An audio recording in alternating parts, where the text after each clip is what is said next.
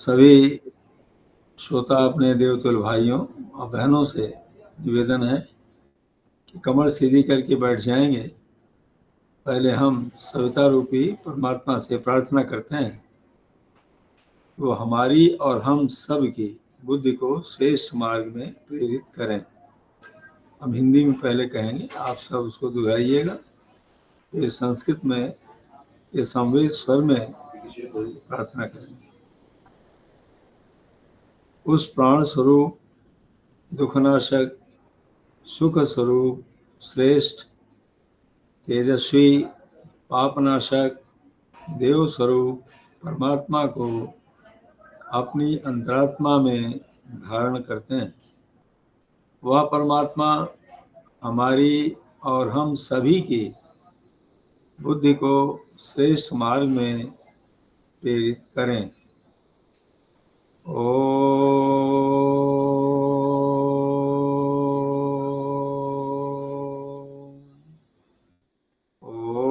भूर्भुवः स्वः तत्सवितुर्वरेण्यं भर्गो देवस्य धीमहि धियो यो नः प्रचोदयात्। देव बहनों, देवतात्मी भाइयों, अभी हम शांति कुंज के आवगणित संस्कारवान पीढ़ी के केंद्रीय कार्यालय से आपको परम पूज्य गुरुदेव का संदेश सुनाने के लिए बैठे हैं। यहाँ पर डॉक्टर गायत्री शर्मा जी, श्याम जी अग्रवाल साहब, रितु सिंह जी सब यहाँ पर बैठे हुए हैं। तो आज का जो सब्जेक्ट ऑलरेडी चल रहा है कि कैसे पेरेंटिंग की जाए, कैसे पालन पोषण किया जाए, उर्दू में जिसको परवरिश कहते हैं आप, के साथ में प्री प्लानिंग, वो तो बाद में आएगा। प्री प्लानिंग करके जो व्यक्ति प्लान्ड वे में कोई काम करता है, बस जीवन में वही सफल होता है। और ये परम पूज्य गुरुदेव की इच्छा से, श्रद्धेय द्वय के मार्गदर्शन में आज जो परम पूज्य गुरुदेव चाहते हैं और जो उन्होंने युग दृष्टा, युग सृष्टा के रूप में बताया है, बस, और जो स्वयं जीवन का अनुभव हुआ है, उन्हीं बातों पर आपसे चर्चा करेंगे। तो सफल जीवन के स्वर्णिम सूत्र, जब हम स्वयं सफल होंगे तो जो जीवात्मा हमारी आपके दोनों के संपर्क में अपने कर्मानुसार जन्म लेगी, अवतरित होगी, उसका भी जीवन सफल कैसे हो? क्योंकि माता पिता के जीन्स के माध्यम से और उनके विचारों के माध्यम से लगभग 80% संस्कार पड़ता है और 20% वो अपने पूर्व जन्मों से लेकर के आता है, जैसा कि हमारे वैज्ञानिकों का मत है। और जैसा हम लोग जब पेशेंट को देखते हैं, आज भी देखते हैं कुछ, तो कैसे बच्चा पैदा होते ही नाना प्रकार की बीमारियों को लेकर के जन्म लेता है। उसका कारण क्या है? इस पर सारे विश्व में जब बात देखी गई तो समझ में ये आया कि इसका कारण, जब बच्चा माँ के पेट में था तो जिस माँ के द्वारा उसका पोषण हो रहा था, भौतिक और वैचारिक दोनों पोषण हो रहा था, तो वहीं से जो गड़बड़ी पैदा हो गई और शारीरिक और मानसिक बीमारी के रूप में जन्म लेने के बाद वो परिलक्षित होने लगे। तो आइए, सफल जीवन के लिए हमको आपको करना क्या है? पहले तो ये जानना चाहिए कि जो मानव जीवन हमको आपको मिला हुआ है, जो एक सर्वोत्कृष्ट जीवन है। सर्वोत्कृष्ट क्यों बन गया ये? जीवधारी तो सभी हैं, क्योंकि परमात्मा ने हमको आपको सफल और सार्थक जीवन जीने के लिए दो बातें होती हैं। सफल जीवन तो लक्ष्य की प्राप्ति है, और सार्थक जीवन उसका मार्ग है। आप देख रहे हैं सीढ़ियों के ऊपर चढ़ रहा है। ये कैसे हम सफल जीवन जीने के लिए एक प्रयास करते रहें, फिर हमारा जीवन सफल हो जाएगा। सफल का मतलब एक लाइन में समझ जाए आप, सफल जीवन कहते हैं सेल्फ रियलाइजेशन को, अपने को जानने को, मैं कौन हूँ, सारी दुनिया को हम सब जानने का प्रयास करते हैं, लेकिन कभी ये नहीं जानते कि हमारे अंदर कितनी भारी शक्ति है, जिस शक्ति को लेकर के हम आगे बढ़ते चले जा रहे हैं। तो सफल और सार्थक जीवन के लिए परम पूज्य गुरुदेव कौन है, पहले हमको आपके जरूर समझ लेना चाहिए। क्या समझ लेने की आवश्यकता है? युग दृष्टा है, युग सृष्टा है। युग दृष्टा और युग सृष्टा। युग दृष्टा किसको कहते हैं? जो युग कहते हैं समय को, जो समय की समस्याओं को देख रहा है, आंख से नहीं, केवल अंदर से देख रहा है। और सृष्टा का मतलब जो उसको निर्माण करने में, उसका उपचार करने में, उसको सामयिक ट्रीटमेंट देने में सफल है, उसी पर युग दृष्टा और युग सृष्टा। ये कौन होते हैं ऐसे लोग? ऐसे लोगों को महापुरुष भी कहते हैं, ऐसे लोगों को महामानव भी कहते हैं, और ऐसे लोगों को भगवान भी कहते हैं, और अवतारिक चेतना भी कहते हैं।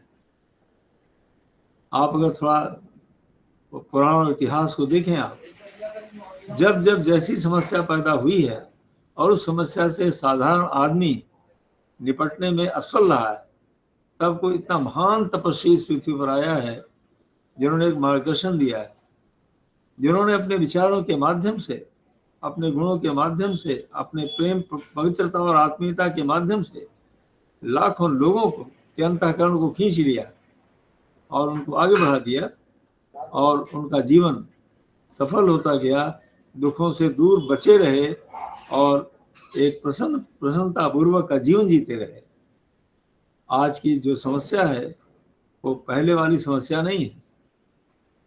भगवान राम के समय में, भगवान कृष्ण के समय में, बुद्ध के समय में समस्याएं बिल्कुल अलग हुआ करती थी, लेकिन आज की समस्या बिल्कुल ही अलग है। आज की क्या समस्या है मनुष्य के अंदर? हर व्यक्ति उल्टा सोच रहा है और उल्टा ही कर रहा है। उल्टा सोच और उल्टा कर्म किया जाना, ये आज की समस्या है।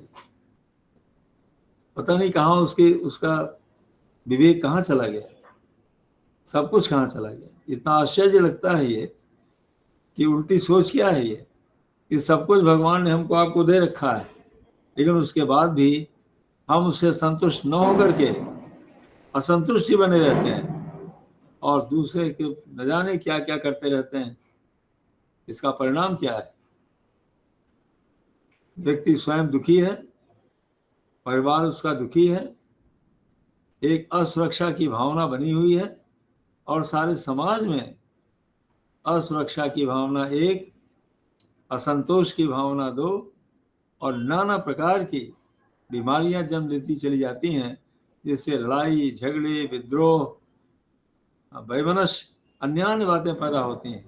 और ये सब शारीरिक बीमारी, मानसिक बीमारी, पारिवारिक और सांसारिक सारी बीमारियों के रूप में बदल गया है। और इसका कारण है कि सब होते हुए भी आदमी दुखी और परेशान है। तब इटियोलॉजी क्या है? आज के दुखी होने की इटियोलॉजी क्या है? कारण क्या है? कारण एक है, उल्टे विचारों का होना। अब सीधा कैसे होगा? सीधा उल्टे को उलट करके सीधा करने का काम केवल एक मंत्र करता है, जो चार वेदों का सार है, उसी का नाम है गायत्री महामंत्र। गायत्री महामंत्र, जिसके गाने मात्र से प्राणों की रक्षा होती है, उसी गायत्री कहते हैं। गायत्री को सूर्य की शक्ति कहते हैं। गायत्री मतलब सूर्य, गय मतलब प्राण, अब प्राणों की रक्षा करने वाला, त्राण करने वाला, वो है गायत्री मंत्र। मंत्र क्या है? जो मंत्रणा देता है, जो हमको रास्ता दिखा देता है, जो हमारे मन को ठीक कर देता है, वही है गायत्री मंत्र। इसीलिए परम पूज्य गुरुदेव के और अवतारों के बारे में आप जानते हैं, जो जन्म उनके हो चुके हैं। अंतिम जिनका जन्म था रामकृष्ण परमहंस का, और जो राम थे वही कृष्ण भी थे। ये रोमा रोला ने स्वयं लिखा है, स्वामी विवेकानंद लिखा है। जब स्वामी विवेकानंद ने परमहंस जी से प्रश्न पूछा कि क्या आप ही राम और कृष्ण थे, उन्होंने क्या तुमको शंका है क्या इसमें? तो अब किस रूप में आए? अब आज सारे जो कुछ काम पृथ्वी पर हुआ हो, वो सब विचारों के कारण ही होता है। वो चिंतन के कारण होता है, व्यवहार के कारण होता है। तो उल्टा हुआ है, उसी को सीधा करने के लिए कितनी बड़ी साधना उन्होंने किया है। अपने 7 साल उम्र में, 8 साल उम्र में पंडित मनोहर मालवीय जी ने वही गायत्री मंत्र बता दिया। 5 माला का जप ध्यान के साथ करने लगे। और उनकी आप सबको मालूम है कि 2019 से 26 में जब 15 वर्ष हो गए तो दूसरे गुरुदेव हिमालय से प्रकट हो गए। उन्होंने 3 जन्मों का बोध करा दिया और वर्तमान में करने के लिए इतनी कड़ी तपस्या में डाल दिया। जो 24-24 लाख उन्होंने प्रोत्साहन किया गायत्री महामंत्र का विधान के साथ में, उसका परिणाम क्या हो गया? वही गायत्री महामंत्र जो वेदों का सार है, उनके आत्मा में, अंतरात्मा में बैठ गई, अंतःकरण में बैठ गई, मन मस्तिष्क में बैठ गई और फिर चारों वेदों का भाष्य कर दिया, उपनिषदों का भाष्य कर दिया। सारे 8 ग्रंथों का भाष्य आज तक इस पृथ्वी ने किसी ने नहीं किया और सब कुछ कर दिया उसको, और तर्क तर्क प्रमाण के आधार पर कर दिया। इसी कहते हैं आज जो मिशन के द्वारा चल रहा है उसका नाम है बौद्धिक क्रांति। पढ़ा लिखा व्यक्ति सही बात को समझे और कदम को आगे बढ़ा दे। आज हम लोग जो आए हैं वो केवल पुस्तक पढ़ करके आए। गायत्री महाविज्ञान भाग 1 पढ़ते ही बिल्कुल दृष्टि बदल गई कि वास्तव में मानसिक बीमारियों का कारण क्या है, अधपतन का कारण क्या है, साइकोसिस का कारण क्या है। फिर उसके बाद जब दर्शन किया गया 45 साल पहले, हम दोनों ने जब दर्शन किया, उसमें सुल्तान जुदा साल में स्टूडेंट थे हम लोग, जब दर्शन करने के लिए आए, क्या कहना है, ऐसा व्यक्ति जीवन में कभी भी नहीं देखा गया। ये क्या है? यह अभूतपूर्व शक्ति है। हम बताना क्या चाहते हैं कि आपको जो बातें हम बता रहे हैं वो मात्र विचार नहीं है, उन्होंने दर्शन दिया है। दर्शन कहते हैं जो अनुभूत के बाद निकलती है। दर्शन उसको कहते हैं जो अंदर से देखा जाता है, जो अनुभव किया जाता है, उसी को फिलॉसफी कहते हैं। और जो बाहरी चीजें पढ़ करके और बौद्धिक लिखी जाती हैं उसको विचार कहते हैं। विचार और दर्शन, फिलॉसफी एंड थॉट्स, जमीन आसमान का अंतर है। जितने अवतार पृथ्वी पर आए हैं उन्होंने दर्शन दिया है। परिवर्तन दर्शन से हुआ है, विचारों से नहीं होता कभी परिवर्तन। विचार तो आज कुछ आया, कल बदल जाएगा। भगवान कृष्ण ने गीता में एक दर्शन दिया है, भगवान बुद्ध ने एक दर्शन दिया, भगवान राम ने एक दर्शन दिया है, और दर्शन सतत चलता रहता है। परम पूज्य गुरुदेव दर्शन दे रहे हैं, वो उन्हीं का दर्शन। आप कितने, हम सब भाग्यशाली हैं। ये दुनिया इसमें कितनी भाग्यशाली है कि ऐसे महामानव को, जिसमें सारा विश्व परिवर्तन में चल रहा हो, उज्जवल भविष्य की तरफ चल रहा हो, उसमें हम और आप सीधे उनके मार्गदर्शन में सुख जगत में बैठे हुए हैं और सांसारिक जगत में बैठे हुए हैं। आइए सफल और सार्थक जीवन के लिए जो पहला रास्ता गुरुदेव ने बताया है उसी का नाम है साधना, दूसरे का नाम है स्वाध्याय, तीसरा है संयम और चौथी सेवा। यही 4 पैर हैं वास्तव में बनने के लिए। इन्हीं 4 चीजों की आवश्यकता होती है। इसे चौकड़ी भी कहते हैं। जैसे हमको आपको जमीन में बीज बोना है, वो फसल पैदा करनी है, तो बीज 1, जमीन 2, खाद 3 और पानी 4। 4 चीजें होंगी तो पैदा हो जाएगी। या हमको आपको बिजनेस करना है तो बिजनेस एक से नहीं होने वाला है कभी। पहला हमारे पास साधन धन होना चाहिए, फिर दूसरा हमारा कुशलता होनी चाहिए जिससे उस कार्य को कर सकें, तीसरा उसकी डिमांड होनी चाहिए, और चौथा उसको खरीदने वाले लोग होने चाहिए। डिमांड तो है लेकिन क्या परचेजर हो सकते हैं वहां पर? अगर ये निर्णय ठीक से ले लिया गया तो व्यवसाय में सफल हो जाएंगे। ऐसे ही साधना का मतलब क्या हुआ कि साध लेना। तो क्या साध लेना? हम और आप 2 चीजों के बने हुए हैं। एक तो शरीर है ये, जो माँ के पेट से आई और जो लगातार बढ़ती है, और एक सर्टेन टाइम के बाद, जैसे 60 ईयर्स के बाद ओल्ड एज प्रारंभ हो जाता है, उसमें डीके प्रारंभ हो जाता है सेल्स के अंदर, और धीरे धीरे आफ्टर सम टाइम 100 ईयर्स तक ऋषियों ने कहा है, और भी एक्सपेक्टेंसी ऑफ लाइफ सारे वर्ल्ड की अबाउट 75 ईयर्स है। तो इसके बाद में क्या होगा? फिर रहने वाला शरीर को छोड़ देता है, जो मकान को छोड़ देता है। तो हम आप साधना किसकी करते हैं? 2 चीजों की साधना करते हैं। तो पहली साधना करते हैं, हर मनुष्य विचारों का बना हुआ है, संकल्पों का बना हुआ है, संस्कारों का बना हुआ है और भावनाओं का बना हुआ है। 3-4 चीज़ों के वहाँ बने हुए हैं, बस इन्हीं को ठीक करना पड़ता है। विचार को ठीक करना पड़ता है, अपनी भावनाओं को ठीक करनी पड़ती है, और अपने संकल्पों को, जो संस्कार लेकर जाने क्या दुनिया भर का आए हुए हैं, कितने जन्मों से लेकर आए हैं, जो सपने के रूप में बच्चा देखना शुरू करता है और अंतिम तक देखता रहता है, तब कैसे उसको ठीक करा जाए। साधना मतलब साध रहना, साध देने का मतलब अनगढ़ से सुगढ़ बना देना। इसका क्या मतलब हुआ? अनगढ़ से सुगढ़ का मतलब हुआ कि हम आप उसको यूजलेस से यूजफुल बना दें। जैसे जमीन में हमको आपको गेहूं बोना है, लेकिन कंकड़ पत्थर बहुत पड़े हुए हैं उसमें, तो उन कंकड़ पत्थरों को ठीक करने के लिए कुछ तो करना पड़ेगा, साफ करना होगा, उसको निकालना पड़ेगा, झाड़ी इत्यादि हटाना पड़ेगा, खेत को ठीक करना होगा, तभी तो बीज को बो पाएंगे। तो पहला काम साधना में 2 चीजें आती हैं, एक का नाम है उपासना और दूसरे का नाम है ध्यान। ध्यान और जप, ध्यान और जप, ये दोनों मिला दीजिए, इसका पहला पार्ट होता है साधना का। तो ध्यान और जप हम किस लिए करते हैं? अपने मन को साधने के लिए करते हैं, अपनी इच्छाओं को, अपने विचारों को, इसको समझने के लिए हम उसको करते हैं। तो क्या करेंगे, हमको रिजल्ट कब मिलेगा? इसमें 2 चीजें हैं, ध्यान और जप। ध्यान किसका करते हैं? ध्यान का मतलब मन लगाना। तो मन किस पर हम लगाते हैं? अब मन लगाने के कई तरीके हैं। पहला तरीका उसमें क्या हो सकता है मन लगाने का? आप उगते हुए सूर्य पर अपने मन को लगाइए। क्यों? क्योंकि हम आप उसी से, सूर्य से ही जीवन प्राप्त कर रहे हैं। संपूर्ण विश्व को जीवन मिल रहा है वो सविता से मिल रहा है। ओम भूर्भुवः स्वः तत् सवितुर्वरेण्यम। तत् मतलब वह परमात्मा है, वैदिक व्याकरण का शब्द है ये। और सविता का मतलब उसका, सूर्य का प्राण। जो किरणें आ रही हैं, उस किरणों में 2 चीजें हैं।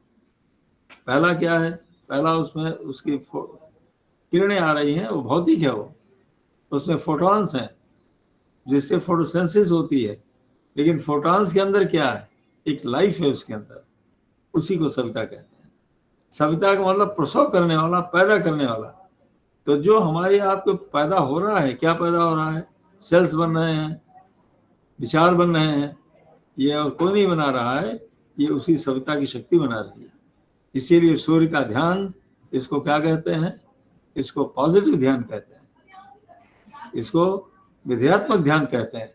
जहाँ सतत बढ़ने की बात चली आ रही है, उठाने की बात चली आती है, जीवन प्रदान करने की बात चली आती है। तो मन को 2 तरीके से लगाना चाहिए। ज़्यादा उगते हुए सूर्य को, जिसमें लालिमा निकल नहीं हो, आंखें बंद करके आप, आधा खोल कर आधा बंद करके आप उसको देख सकते हैं। कितनी देर? और केवल 4-5 मिनट बस। लेकिन चंद्रमा पर आप ज़्यादा कर सकते हैं, जिसमें फुल मून डे हो, पूर्णिमा हो, फुल मून डे, उस दिन आप आराम से बैठ जाएं, निकलते हुए कुर्सी डाल लें और आंख थोड़ी बंद करें, थोड़ी खोले रहें। आप ध्यान से देखेंगे चंद्रमा की किरणें दिखाई पड़ेंगी, बड़ी शीतल है। मानसिक ओम का जप आप करते रहें, इसी को त्राटक कहते हैं। उसका आंखें बंद कर लें आप, और आपको किरणें आती हुई आपको आंख बंद करने के बाद दिखाई पड़ेंगी। इसको कहते हैं दिव्य चक्षुओं से उसको देखना, इसी को त्राटक कहते हैं। ये ध्यान के एक अंग है। इसको कहते हैं मन को रोकना। किस पर रोकना? इन किरणों के ऊपर, सविता के ऊपर। अखंड दीपक का दर्शन आप जो लोग यहाँ पर आकर कर चुके हों, अखंड दीपक सूर्य का प्रतिनिधि है। परम पूज्य गुरुदेव की काया उसी में समाहित है, तो सूर्य में व्याप्त है। वंदनीय माता जी जो श्रद्धा के रूप में है, उसी में समाहित है। माता जी और गुरुदेव सूर्य में समाहित है। उनके सूर्य में होकर का इतना बड़ा कार्य हो रहा है, ये जो कि आज सारा विश्व भागता हुआ चला रहा है। और शांति को उनकी काया है। तो आप दीपक, जब आप दीपक स्वयं घर में जलाते हैं या आप कैंडल जलाते हैं, तो आप कल्पना करिए कि जो किरणें आ रही हैं वो एक आशीर्वाद स्वरूप आ रही हैं, और उसमें महाचेतना व्याप्त है। अपने मन को रोकिए और मन में क्या बिठा लिए अपना? उपासना मतलब बिठा लेना। क्या बिठा लें? समीप, मतलब समीप बैठना। किसके समीप बैठे आप? अपने मन को समीप कहाँ ले जाए? या तो उनके भावार्थ पर हमेशा ध्यान दीजिए आप। जब आप कहते ओम भूर्भुवः स्वः, हे परमात्मा, आप रक्षा करने वाले हैं, आप ही प्राणों के आधार हैं, दुखों को दूर करने वाले हैं, स्व सुख आनंद को देने वाले हैं। तत्सवितुर्वरेण्यम, आपकी तेजस्विता और श्रेष्ठता को हम स्वीकार करते हैं। भर्गो देवस्य धीमहि, भर का मतलब पवित्र करना, आप हमारे मन को पवित्र करिए। You are pure and purify my mind. देवस्य, दिव्यता को भर दीजिए। वो दिव्यता क्या है? धीमहि, धी तत्व है। धी किसको कहते हैं? जो गलत और सही का निर्णय कर देती है, जो बहुत दूर तक दिखा देती है। आज जो कुछ क्रियाकलाप हम कर रहे हैं, जो सोच रहे हैं, इसका परिणाम आगे क्या होगा, कितना नुकसान करेगा, कितना फायदा करेगा, इसको फॉर साइटेड विजन कहते हैं। वो विजन मिलती चली जाती है। इसी को आत्म तेज भी कहते हैं। आत्मल इसी का नाम, जिसमें हम आप निर्णय करते, बुद्धि निर्णय करती है, वो स्वयं निर्णय नहीं कर सकती। वो उसमें जब आत्मा का तेज, सद्गुणों का ताकत बढ़ती जाती है उसके अंदर प्रकाश के रूप में, तब बिल्कुल सही निर्णय करता है और दूर तक निर्णय करता है, जो उसके सफल और सार्थक जीवन का साथी बन जाता है। वही है भर्गो देवस्य धीमहि। अब लास्ट में प्रार्थना करते हैं कि धियो यो न प्रचोदयात्। हे परमात्मा, हमारी इच्छा को, हमारे संस्कारों को, हमारे विचारों को, हमारे लक्ष्य को आप बिल्कुल सही दिशा में चलाइए। क्यों? आप हमको पैदा करने वाले हैं, आप हमारे पिता माता हैं, आध्यात्मिक माता पिता हैं आप, और हम आपके पुत्र और पुत्री हैं। और इस भाव से अगर आप जब करते चले जाएंगे, तो आप देखिएगा जो न जाने कितनी कल्पनाएं मन करता रहता है, जाने कितनी इच्छाएं करते रहते हैं, जो असंभव है प्राप्त करना, उसको राइट डायरेक्शन में चलेंगे, और फिर हमारा आपके जीवन कैसा होगा? सार्थक जीवन होगा। सार्थक जीवन किसको कहते हैं? जो अर्थपूर्ण है। क्या मतलब हुआ? जिसमें हम कर्तव्यों का पालन करते हैं। मनुष्य धार्मिक तभी कहा जाए जब कर्तव्यों का पालन करता है, और कर्तव्य का पालन केवल हमको आपको ही करना है। उसके लिए शक्ति लेनी पड़ती है कर्तव्य पालन के लिए। और जब हम जब और ध्यान करते हैं, तो ये ऐसा नहीं है कि it's not a waste of time. जिसमें ध्यान करके मन लगाकर जब करते हैं, तो क्या होता है? हमारा ही मन में निर्माण शुरू हो जाता है और उत्पादन शुरू हो जाता है। हमारा मन उसमें निर्माणात्मक हो जाता है और क्रिएटिव हो जाता है और कंस्ट्रक्टिव हो जाता है, और फिर हम आगे बढ़ते हैं। तो कैसे होता? विज्ञान क्या कहती है? केवल आप LRQ याद रखिएगा। जैसे हम गायत्री मंत्र का जब करते हैं, थोड़े समय में लर्निंग का मतलब उसका भावार्थ हमारे मन में याद हो जाता है। दोहराते दोहराते दोहराते दोहराते, जब का क्या मतलब? रिपीट करना, कम से कम 1 से 8 बार रिपीट करना ही करना है। नहीं तो जो गायत्री मंत्र दीक्षा लिए हैं गुरुदेव से, तो वही दृष्टा दीक्षा केवल वही पृथ्वी पर दे सकते हैं, वही दे रहे हैं। तो 3 माला जब करते हैं, एक अपने लिए, एक परिवार, एक समाज के लिए, मन लगाकर करने से उसका भाव याद हो जाता है। फिर क्या होता है? जब भाव याद हो गया तो वो रिटेन हो गया। कहाँ? हमारे आपके सबकॉन्शियस माइंड में। और जब रिटेन हो गया तब अचेतन मन में। फिर क्या होता है? फिर स्वभाव बदलना शुरू हो जाता है। जैसे हमने कहा कि परमात्मा दुखों को दूर करने वाला है, तब हम भी ऐसा काम करते हैं कि आदमी को दुखी न करें। जैसे दुखी आदमी कैसे करता है? आप गलत अभिभाषा बोल दीजिए, किसी के मन को गिरा दीजिए, वो दुखी हो जाएगा। आप उसको नुकसान पहुंचाने का प्रयास करिए, वो दुखी हो जाएगा। तो अपनी वाणी से, अपने क्रियाकलाप से जब आदमी दूसरे को दुख न दे करके सुख देने का प्रयास करता है, इसका क्या मतलब हुआ? कि हम उनके समीप बैठ गए हैं, उनकी गर्मी हमको मिलने लगी। इसे कहते हैं भगवान से ओतप्रोत होना।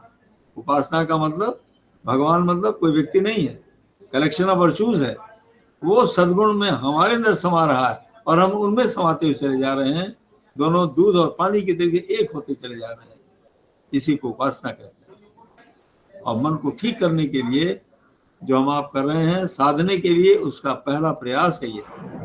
थर्ड क्या होगा? रिकॉल। रिकॉल का मतलब कितनी अच्छाइयाँ हमारे आपके अंदर बैठी है, लेकिन हमको याद आती ही नहीं कभी। वो अचानक याद आने लगेगी और न जाने कितनी समस्याओं का समाधान अंदर से आने लगेगा। मित्रों, समस्याओं का समाधान बाहर से कभी नहीं हो सकता है, सुझाव कोई भी दे सकता है, लेकिन जब समाधान अंदर से आएगा तब हमारी अंतःकरण स्वीकार कर लेता, हाँ इसको करना चाहिए, और रिकॉल आते ही फिर अब चौथा स्टेज आने लगता अपने आप। इसको साइकोडायनेमिक्स कहते हैं। ये फिजियोलॉजी आज कहती है कि मन में चेंज होता हुआ चला जाता है, और फिर रिकॉग्नाइज कर लेते हैं। क्या रिकॉग्नाइज करते हैं?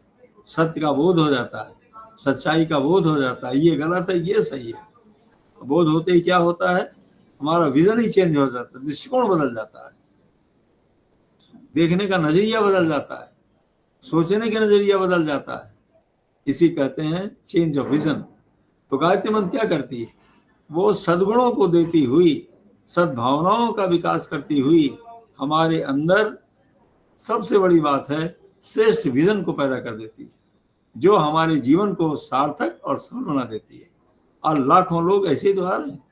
अब श्रद्धेय डॉक्टर साहब को देखें, जो हेड ऑफ द मिशन है, उन्होंने एमडी मेडिसिन किया, वो जज के बेटे हैं। विजन क्या? एमडी मेडिसिन करने के बाद फॉरेन जा रहे थे वो, लेकिन जब शुरू से कर रहे हैं वो, परम पूज्य गुरुदेव की जब छाया बढ़ती चली गई और विजन चेंज हो गया, तो यहाँ आ गए कि नहीं आ गए? अब जीवन धन्य हो गया कि नहीं हो गया? ऐसा आज कितने लोग हो रहा है। जब हमने गायत्री में ज्ञान हम लोगों ने पढ़ा और गुरुदेव से दीक्षा लेने के बाद और नियमित उपासना करने लगे, गायत्री मंत्र गुरु मंत्र है, जब उनके मार्गदर्शन में करने लगे तो विजन चेंज हो गया ना। कहाँ सोचे हुए थे कि ये करेंगे और ये करेंगे, पहले सोच रखा था डबल एमएस करने के बाद मेडिकल कॉलेज में पढ़ाएंगे, वो चेंज होता चला गया। फिर ये सोचे कि चलो हेड ऑफ द डिपार्टमेंट हो ही जाना, डायरेक्टर जनरल, लेकिन सारा विजन चेंज हो गया। ये चेंज हुआ, अरे भाई तुम तो चिकित्सक हो, चिकित्सा सेवा मतलब सेवा करने वाला व्यक्ति, और आज सेवा किसकी करनी है? दुखियारों की, पीड़ितों की और पत्तों की सेवा करनी है। ये कैसे होगा? ये क्या तुम्हारी दवा से ठीक हो जाएगा? नहीं। हमने 21 साल की नौकरी में ये देखा, कितना लोगों का ट्रीटमेंट किया, फ्रॉम चपरासी, so many ministers and IAS and IPS officers.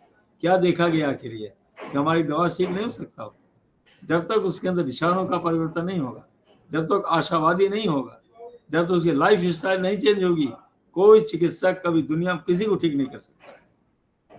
फिर वो बात जब चेंज हुआ विजन, तो जीवन धन्य हो गया। डॉक्टर साहब तो इसलिए आना पड़ा डायरेक्टर जनरल होने के बाद कि वंदिया माता, इनका बच्चे छोटे हैं, काम भी करती रहो, उपासना जब एक भी और वो भी करती रहना। लेकिन आने के बाद जीवन कितना धन्य हो गया। इसे कहते हैं सफल और सार्थक जीवन।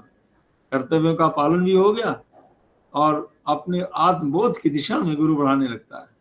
मैं क्या हूँ, संतुष्टि मिलने लगती। बड़ी बात यह है, और जो संतोष मिलता है वो संतोष केवल एक ही चीज से मिलता है, वो मिलता है कर्तव्य पालन से, वो मिलता है सेवा करने से। तो पहला चरण कहाँ से शुरू होता है? अपनी मन को ठीक करने से। उसी कहते हैं जप और ध्यान, ये साधना के अंतर्गत आता है।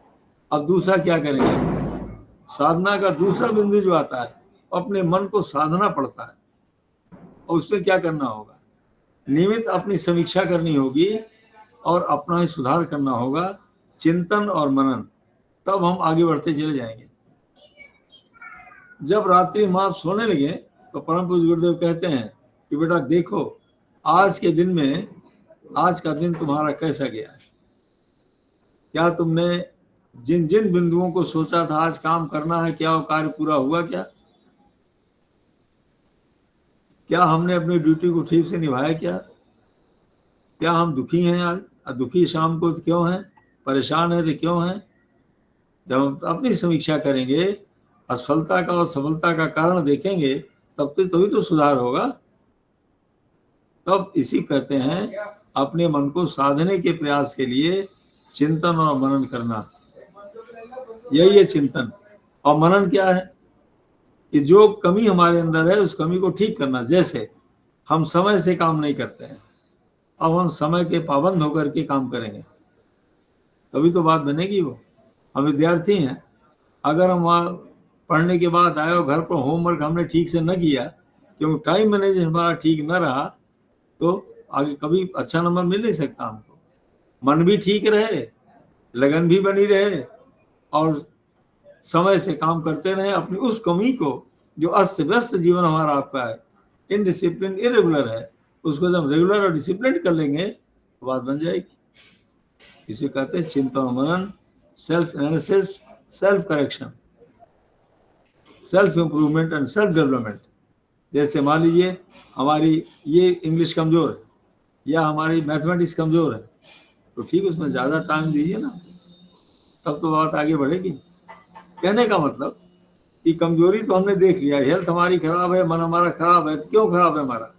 ये मालूम हो गया कि हमारा सोच ठीक नहीं है, हमारा विजन ठीक नहीं है, हम बेकार की बातें सोचते हैं, हम डरने लगते हैं, या हम लोगों पर शंका करते हैं, या हम सोचते हैं भविष्य में क्या होगा। ये क्या कर समीक्षा की बात आपसे कर रहे हैं हम। ये जब अपनी समीक्षा करेगा, हमारा आगे न बढ़ने का मतलब क्या है? अंदर से घबरा जाना, डर पैदा हो जाना, क्या होगा ये कल्पना करना, आखिर जाएगा कैसे? ये एनालिसिस तो हो गई। ये अंग किसका हो गया? साधना का पहला अंग है। साधना का मतलब जब ध्यान और चिंतन और मनन। अब आप आगे कहाँ गए? अब स्वाध्याय करेंगे। स्वाध्याय क्या है? साधना और स्वाध्याय, साधना और स्वाध्याय। अब हम स्वाध्याय क्यों करते हैं आखिर? और स्वाध्याय कहते किसको है? जहाँ स्वाध्ययन उसका एक भाग है जो सेल्फ एनालिसिस करेक्शन में चला गया, और उसका दूसरा भाग है। ये क्या भाग है? उन महामानवों के विचारों से अपने को पढ़ करके इनपुट देते रहना, जो हमारे दृष्टिकोण को बदल सके। क्यों ऐसा क्यों करना पड़ता है? ज्यादातर अपने को देखें आप, हर व्यक्ति को पहले अपने को देखना चाहिए, तब बात समझ में आती है। आप स्वयं अपने को देखें कि जो विचार और जो दृष्टिकोण हमारे मन में है वो कहाँ से आया? वो आया है परिवार से, वो आया है सुन करके, ये ट्रेडिशन घर में चलता रहा है, ये मान्यताएं हमारी चलती रही हैं, ऐसा बाप दादा आजा और भाई बहन हमारे सब करते रहे। और कहाँ से आया है? पड़ोसियों से आया है, पड़ोसियों को देख कर आया है, उनके क्रियाकलाप से आया है, वही मन में चलता रहता है। लेकिन वो ज़्यादातर ठीक नहीं होता, वो गलत होते हैं, वो गिराने वाले होते हैं, उठाने वाले नहीं होते। हो क्यों होते हैं ऐसा? कि घर वाले तो आपसे ये हमेशा कहेंगे कि आपको भौतिकवादी जीवन, बहुत बड़ा अधिकारी बनना है, बहुत बड़ा व्यवसायी बनना है और पैसा कमाना है आपको। कोई गलत नहीं कह रहे हैं, वो कमाना तो है, बड़ा आदमी बनना भी है, लेकिन कैसे बनना है? वो बनना है, आगे बढ़ना है, वही चाहे नैतिक हो चाहे नैतिक हो। ये बात भी करता नहीं है, पैसा नहीं चाहिए। पता नहीं आपने देखा कि नहीं देखा, हमने कितनों को देखा, आज भी शादी के पहले पूछते हैं, अरे भाई बाहर की कमाई आपकी कितनी है? लड़कों से थोड़ा ताजुब उनको भी लगता है जो ईमानदार है, और जो नहीं है देखते हैं अरे भाई आप खाली 40,000 रुपया मिल रहा है, कैसे आज बड़े शहरों में काम चलेगा? तो बाहर कमाई आप करते नहीं तो छोड़ देते, फिर शादी नहीं करते। तो अब ये नहीं मालूम कि वो अगर ये गलत दिमाग में बड़े आदमी बनने के लिए हम चाहे जो गलत काम करते हैं करते रहे तो क्या होगा? अंततोगत्वा क्या होगा? खुद बीमार होंगे, परेशान होंगे, पकड़े जाएंगे, हमेशा असंतुष्ट रहेंगे, सारी बातें होंगी। नहीं, लेकिन पैसा कमाना है। ये कौन सलाह देता है? कोई नहीं देता, ये परिवार वाले ही देते हैं। अब आप ज़्यादा टाइम क्या कहें, जब लखनऊ में इंचार्ज सुप्रेंट थे वहाँ, तो एक हमारे मित्र थे, जज थे, वो गवर्नर हाउस में। इतना दबाव उनको पारिवारिक पड़ता था कि आपको पैसा लेते नहीं थे, ईमानदार आदमी थे वो, यूनिवर्सिटीज भी देख रहे थे वो। अब नहीं, ये नहीं है, ये नहीं, गाड़ी छोटी है, ये छोटी है, तो गत्वा उन्होंने ट्रांसफर करा लिया, कहीं और चले गए, कुछ और उन्होंने किया, और फिर जो जीवन इतना सुंदर था वो कहाँ से कहाँ पहुंच गया। अगर दबाव ऐसे आदमी नहीं सुनेगा। आज परम पूज्य गुरुदेव कितनी बड़ी बात बता रहे हैं, बेटा अगर तुमको ये बेकार बातों के दबाव में नहीं आना है और तुमको अंदर की बात को सुनना है और तुमको सफल सार्थक जीवन बना लेना है, तो क्या करना पड़ेगा? हमेशा महामानवों से बात करनी पड़ेगी, सिद्ध पुरुषों से बात करनी पड़ेगी, अवतारिक चेतनाओं से बात करनी पड़ेगी। उनसे वार्ता करिए ना, क्योंकि विचारशील के पास समय नहीं होता कि वो फालतू बातें हमसे आपसे करता रहे। वो तो थोड़ी देर बात करके चला देंगे। तो डेली वार्ता कैसे होगी? जो समय हम बचा करके महामानवों से बातचीत करते हैं, उसी का नाम स्वाध्याय है। जैसे अगर परम पूज्य गुरुदेव से बात करनी है तो आप गायत्री महाविज्ञान खोल लीजिए, उनसे वार्ता करते रहिए। आप अखंड ज्योत पत्रिका खोल लीजिए, आप प्रज्ञा पुराण खोल लें, आप कोई वांग्मय उनका ले लें, कोई छोटी पुस्तकें उनकी चाहे भी इच्छा के लिए ले लें आप, और उनसे बात करते रहिए आप। तो इससे होगा क्या, आपको भगवान कृष्ण से बात करनी है तो गीता प्रणाम करके गीता आप खोल के पढ़ने लगिए, भगवान कृष्ण से वार्ता होती चली जाएगी आपकी। तो समय निकाल रहे हैं, अब महामानव से बात करके जो इनपुट अपने को देने जा रहे हैं, बस इसी का नाम स्वाध्याय है। यही जीवन के लक्ष्य को आगे बढ़ाती है। तो अब हम इसके लिए स्वाध्याय आप कहेंगे मिलेगा क्या? पहली चीज स्वाध्याय से मिलती है उसका नाम है प्रेरणा मिलती है, मोटिवेशन होता है कि हमको इस तरीके से काम करना है, पहली चीज है। दूसरा क्या है, एक दिशा मिलती है, डायरेक्शन मिलता है, इस डायरेक्शन में हमको चलना चाहिए। और तीसरा क्या मिलेगा, उसको कहते हैं रास्ता दिखाना, उसको कहते हैं कि दृष्टि दे देना। रास्ता तो दिखा दिया, दिशा तो मिल गई, ये करना है, लेकिन आगे बढ़ने के लिए मार्गदर्शन कौन करेगा? वही स्वाध्याय करेगा, क्यों गुरु व्यक्ति नहीं होता, महामानव कोई व्यक्ति नहीं, वो विचार होते हैं। उन्हीं विचारों के द्वारा हमको आपको प्रेरणा भी देंगे, दिशा भी देंगे और मार्गदर्शन भी देंगे, तीनों मिलता है। अब किसी महामानव के बारे में देख लें आप, वो कैसे आगे बढ़े हो, चाहे अपने को देख लें चाहे किसी को देख लें। अब गांधी जी कैसे आगे बढ़े, जब उनका जीवन पढ़े आप। हम प्रिटोरिया गए हुए थे साउथ अफ्रीका में 1994 में, श्रद्धेय डॉक्टर साहब ने वंदे माता ने तिलक किया था और श्रद्धेय डॉक्टर साहब ने ट्रेनिंग बनाई और प्रिटोरिया हम पहुंचे साउथ अफ्रीका में। तो गांधी जी का थोड़ा सा मकान था वहाँ, छोटा सा मकान, अंग्रेज उनका दोस्त था, और वहाँ सब वो साहित्य रखे हुए जिसको पढ़ते थे। महात्मा जी ने, गांधी जी ने अपने जीवन इतिहास में लिखा है, आज इतना बड़ा मेरा दृष्टिकोण बदल गया और मैं कहाँ से कहाँ पहुंच गया, उसका कारण क्या है? मैंने 303 पुस्तक मैंने पढ़ा। पहला लिखा है मैंने गीता को पढ़ा, दूसरा the kingdom of God is with in you, the kingdom of God is with in you, इसको हमने पढ़ा, और तीसरा गायत्री महामंत्र हमने जप किया। और आज उससे हमको जो दिशा मिली कि तुमको क्या करना है, मात बैरिस्ट्री नहीं करनी है, तुमको आज सफल और सार्थक जीवन जीने के लिए पूरे राष्ट्र को, विश्व को आज इस इन कुरीतियों से बचाने के लिए तुमको उस सेवा के कार्य को करना है। और जब उन्होंने स्वाध्याय से इस प्रेरणा को, दिशा को अपना लिया, आज वो राष्ट्रपिता बन गए कि नहीं बन गए? कितने देशों में उनकी मूर्तियां लगी कि नहीं लगी हुई? एक हुआ कहाँ से है और कहीं से नहीं होने वाला है, ये केवल और केवल स्वाध्याय से होता है। आपसे हमारा बहुत निवेदन है कि स्वाध्याय भजन से कम नहीं होता, स्वाध्याय जप से कम नहीं है। जब जहाँ हमारे मन को पवित्र करता है, हमारे मन को आगे बढ़ने की प्रेरणा देता है, वहीं स्वाध्याय इनपुट करता है।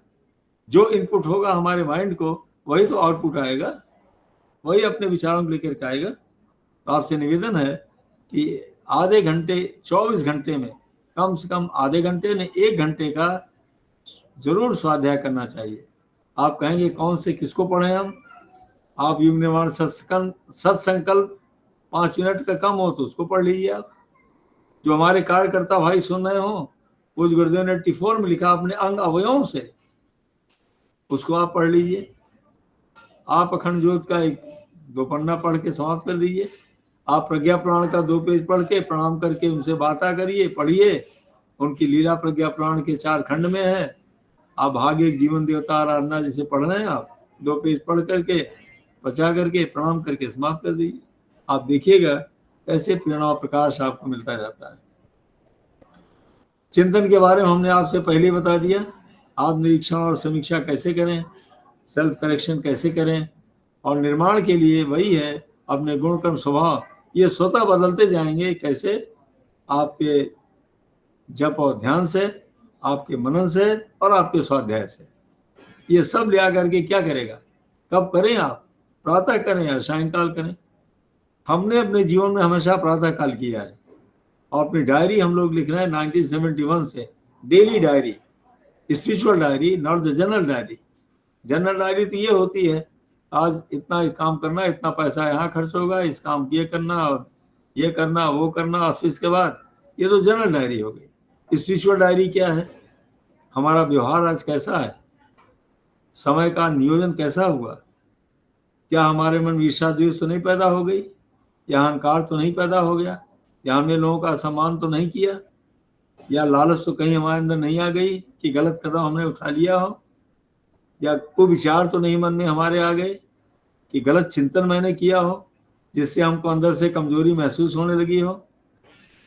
ये क्या है? ये आता है अपनी समीक्षा। और रात्रि में जब सोने लगी है तो क्या करें आप? हमने सुबह किया इसको, सुबह हमने क्या किया भाई, कल ये गलती हो गई है, आज दिन में ये गलती नहीं करनी है। और पूज्य गुरुदेव ने बताया बेटा उसको लिख लो पॉइंट नंबर 1। क्या पॉइंट नंबर 1 है? कि हमने विचारों का संयम नहीं किया है। आज दिन भर हम उस क्या संयम करेंगे? किसी को छोटा नहीं समझेंगे, बड़ों का सम्मान करेंगे, छोटों से प्यार करेंगे। कोई व्यक्ति हम ये नहीं समझेंगे कि बेकार का आदमी है ये, नहीं, हर व्यक्ति के अंदर कोई ना कोई गुण है ही है उसके अंदर, चाहे पढ़ा हो चाहे बिल्कुल पढ़ा लिखा ना हो। तो हम उसकी अच्छाई को देखेंगे, उसके ऊपर थोपने के क्यों प्रयास करेंगे? भाई जो उसको कर पा रहा हो कर रहा है, धीरे धीरे डेवलप करेगा। तो ये अपने जो व्यक्ति देखता रहेगा और करेक्शन करता रहेगा, उसी को आप निर्माण करते हैं, वही व्यक्ति आगे बढ़ सकता है। आगे बढ़ने के जानते क्या मतलब है?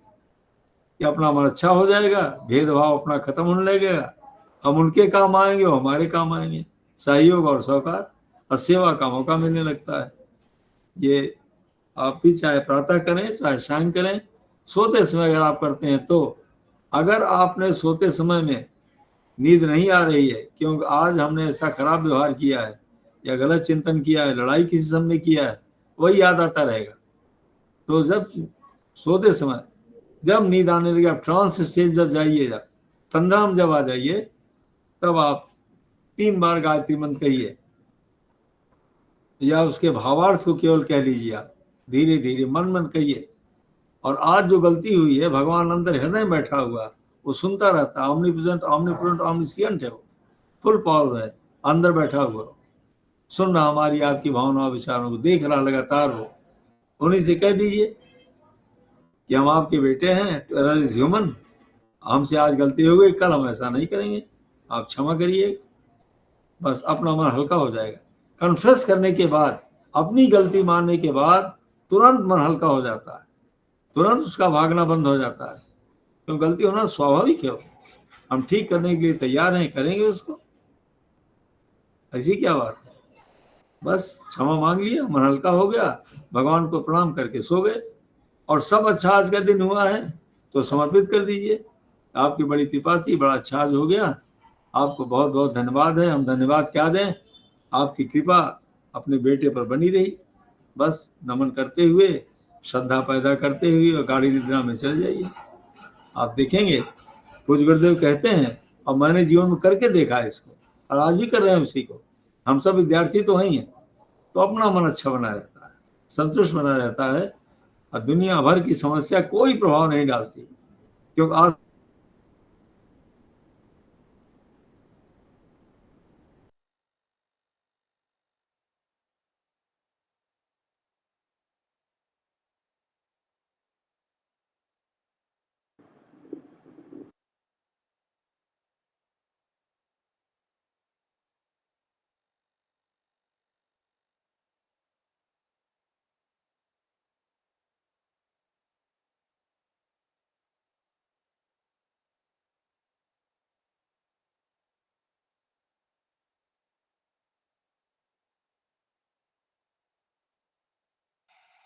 आवाज नहीं आ रही है।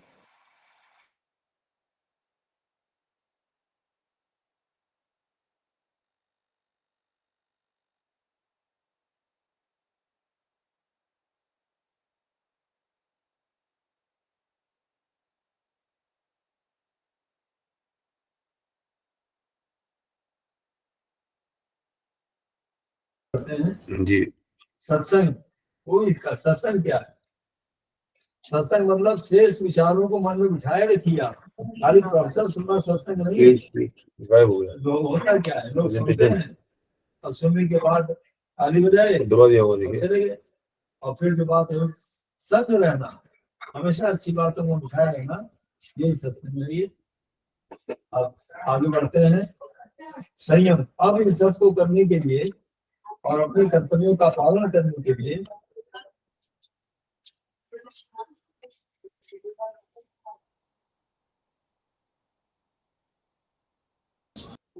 आप लोग को आवाज सुनाई दे रही है? आवाज आ रही है आप लोग को? जी आ आवाज रही है। आवाज नहीं नहीं वीडियो नहीं में आ नहीं आ रही है। कितनी शेयर नहीं हो रही है। नहीं आ रही दीदी, आवाज नहीं आ रही है। जी अभी 1 मिनट शेयर किया जा रहा है, जरा सा 1 मिनट इंतजार करें। और सभी लोग अपने कैमरे को ऑन रखें और 2 मिनट के लिए कुछ टेक्निकल नेट की प्रॉब्लम है, ठीक किया जा रहा है।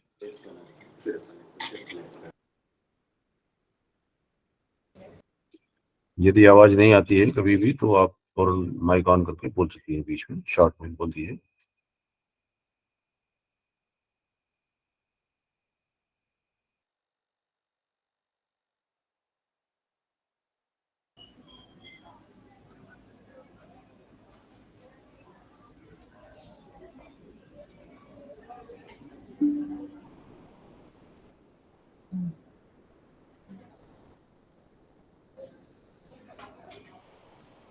आवाज आना शुरू हो गई क्या? अब जी जी आ गई जी आ गई है बस। आगे अब संयम पर चर्चा करते हैं। संयम कहते हैं वास्तव में बचाना और सदुपयोग करना। अभी तक की जितनी बातों को हमने आपने सब सुना है, आखिर होगा कैसे ये, फॉलो कैसे? अब भगवान ने 4 चीजें हमको आपको दिया है, ये उनकी दी हुई, 3 उनको दी हुई है, एक कमाया जाता अलग से। तो बेसिकली हर आदमी को 4 चीजें हर जीवधारी को मिली है, खास करके मनुष्य को। पहला क्या है? वो है समय। समय ही जीवन है। और दूसरा क्या मिला हुआ है? वो है विचार। विचार देखा जाए तो सबका राजा है। जैसा विचार करेंगे हम आप वैसा ही तो करेंगे, जैसा विचार करेंगे वैसा करेंगे। इसी को कहते हैं विचारों को अपने संयमित करना और ठीक करना। और इस इंद्रिय संयम, इंद्रियां जो हमारी आपकी 5 ज्ञानेंद्रियां हैं, इसमें देखना है, सुनना है, छूना है, स्वाद लेना है। तो जो इंद्रियां हमारी आपकी हैं, ये इंद्रियां क्या है, इनका संयम कैसे होगा, सदुपयोग कैसे होगा? वो विचार से ही होगा। इंद्रियां तो गुलाम है अगर देखा जाए। अब जैसा विचार होगा वही इंद्रियां काम करने लगेंगी। अब मन में एक आया भाई इसको खाना है, तो हाथ पर दिमाग सोचने लगेगा, उसी खाने के लिए आगे बढ़ जाएंगे और जबान स्वाद लेने लगेगी। वास्तव में अगर देखा जाए तो विचार संयम तो सबसे बड़ी बात है जो मनुष्य ही कर सकता है, पशु नहीं कर सकता। तो विचारों का संयम एक, इंद्रियां और समय। अब पैसा साधन, ये तो तीनों को मिला दीजिए तो साधन रुपया अपने आप आ जाएगा। अगर कोई विचारशील व्यक्ति समय का सदुपयोग करके और इंद्रियों का सदुपयोग करता जाए, उसी का कॉम्बिनेशन तो पैसा है, रुपया है। अब श्रमशील व्यक्ति क्या करता है? और उसके विचार तो बुद्धि तो कम है उसके, श्रम कर रहा हो, लेकिन थोड़ी कल से रिक्शा पुला रिक्शा चला रहा है, आजकल चाहे रिक्शा चला रहा, कुछ भी कर रहा हो, और समय 4 घंटे चलाया उसने, सोच विचार करके चल रहा है कि एक्सीडेंट ना होने पाए, और परिश्रम भी कर रहा है। अब तीनों का आपने मिला दिया, पैसा कमा रहा आदमी। अब बुद्धिवादी जो बुद्धिजीवी है वो केवल विचारों को चलाते रहते हैं, समय से काम किए, विचारशील व्यक्ति हैं, ज्यादा बुद्धिमान है तो श्रम तो कम करना पड़ रहा है, ये पैसा ज्यादा आ रहा है। तो कहने का मतलब साधन जो है वो तो अर्न किया जाता है, भगवान किसी देकर भेजता नहीं। ये तो बाई चांस है, किसी घर में पैदा हो गए तो पेरेंटल एंसेस्ट्रल आपको मिल गया, लेकिन वो मिला हुआ है, हमने थोड़ी कमाया उसको। अगर व्यक्तिगत किसी करना है तो तीनों के संयोग से ही हो सकता है। अब इन्हीं का जो सदुपयोग किया जाता है तब कर्तव्य का पालन होता है। तो सबसे पहला जो हमको आपको करना है कर्तव्य पालन के लिए, और कर्तव्य पालन में 4 तरीके कर्तव्य का पालन करना है, उसमें कोई चूक नहीं करनी, तभी सार्थक जीवन होगा। पहला कर्तव्य पालन में आता है अपने लिए स्वयं व्यक्तिगत शरीर को स्वस्थ रखना और मन को ठीक रखना, ये पहला कर्तव्य हमारा आपका है। और ये शरीर छोड़ने तक ये कर्तव्य चलता रहता है, लास्ट स्टेज तक शरीर को ठीक रखना और मन को संतुलित बनाए रखना, क्योंकि विचारों का डायरेक्ट इफेक्ट हमारे आपके शरीर के ऊपर है। ये व्यक्तिगत हो गया। दूसरा क्या है? परिवार के लिए। परिवार में कौन? अपने पत्नी के लिए, बच्चों के लिए, माता पिता के लिए, भाई बहन के लिए, ये दूसरा कर्तव्य पालन है। और तीसरा क्या है, पूरे समाज के लिए, समाज भी हमारा परिवार है, उसी के सहयोग से हमारा आपका विकास हो रहा है, उनके लिए कर्तव्य का पालन। अब तीनों जो कर लिया उसी के जीवन सार्थक हो जाता है। और जानते हैं क्या मिलता है उसको, गुरुदेव क्या लिखते हैं, एक चीज मिलती है, संतोष मिलता है उसको, पूर्णता की। ऐसा लगता है हम बहुत जीवन में संतुष्ट हैं, जो हम कर सकते थे अपनी बहन के लिए हमने किया, या अपने पति के लिए किया, पत्नी के लिए या बच्चों के लिए हमने संस्कार दे दिया, उनको अच्छी बातें हमने बता दिया, पारिवारिक हमने करना था हमने कर दिया, इस ज्यादा हम नहीं कर सकते। भाग्य आदमी लेकर स्वतः आता है। तो अपना कर्तव्य पालन करने से सबसे बड़ी बात है संतोष मिलता जाएगा, और संतोष अगर मिला तो सारी बॉडी ठीक रहेगी। If anybody is mentally satisfied, तो आप सब जानते हैं कि जो ग्लैंड एक ब्रेन में दिया भगवान ने, मास्टर ग्लैंड, जिसको पिट्यूटरी ग्लैंड कहते हैं, मास्टर ग्लैंड, उसका सिक्रेशन बिल्कुल नॉर्मल होने लगता है। और उसका सिक्रेशन नॉर्मल होने लगता है तो सारा हार्मोन रिलीज नॉर्मल हो जाता है, तो उससे सेलुलर मेटाबॉलिज्म, एक एक सेल का जो चयापचय है वो ठीक काम करने लगता है, चाहे ब्रेन का हो, चाहे हार्ट का हो, चाहे मसल्स का हो, चाहे लीवर का हो, चाहे किडनी का हो, वो सब जब पॉजिटिव हार्मोन निकलने लगते हैं, ये रिवार्ड है गिवन बाय द नेचर कर्तव्य पालन करने का, तो बस उससे सब सिस्टम अपने आप नॉर्मल रहता है।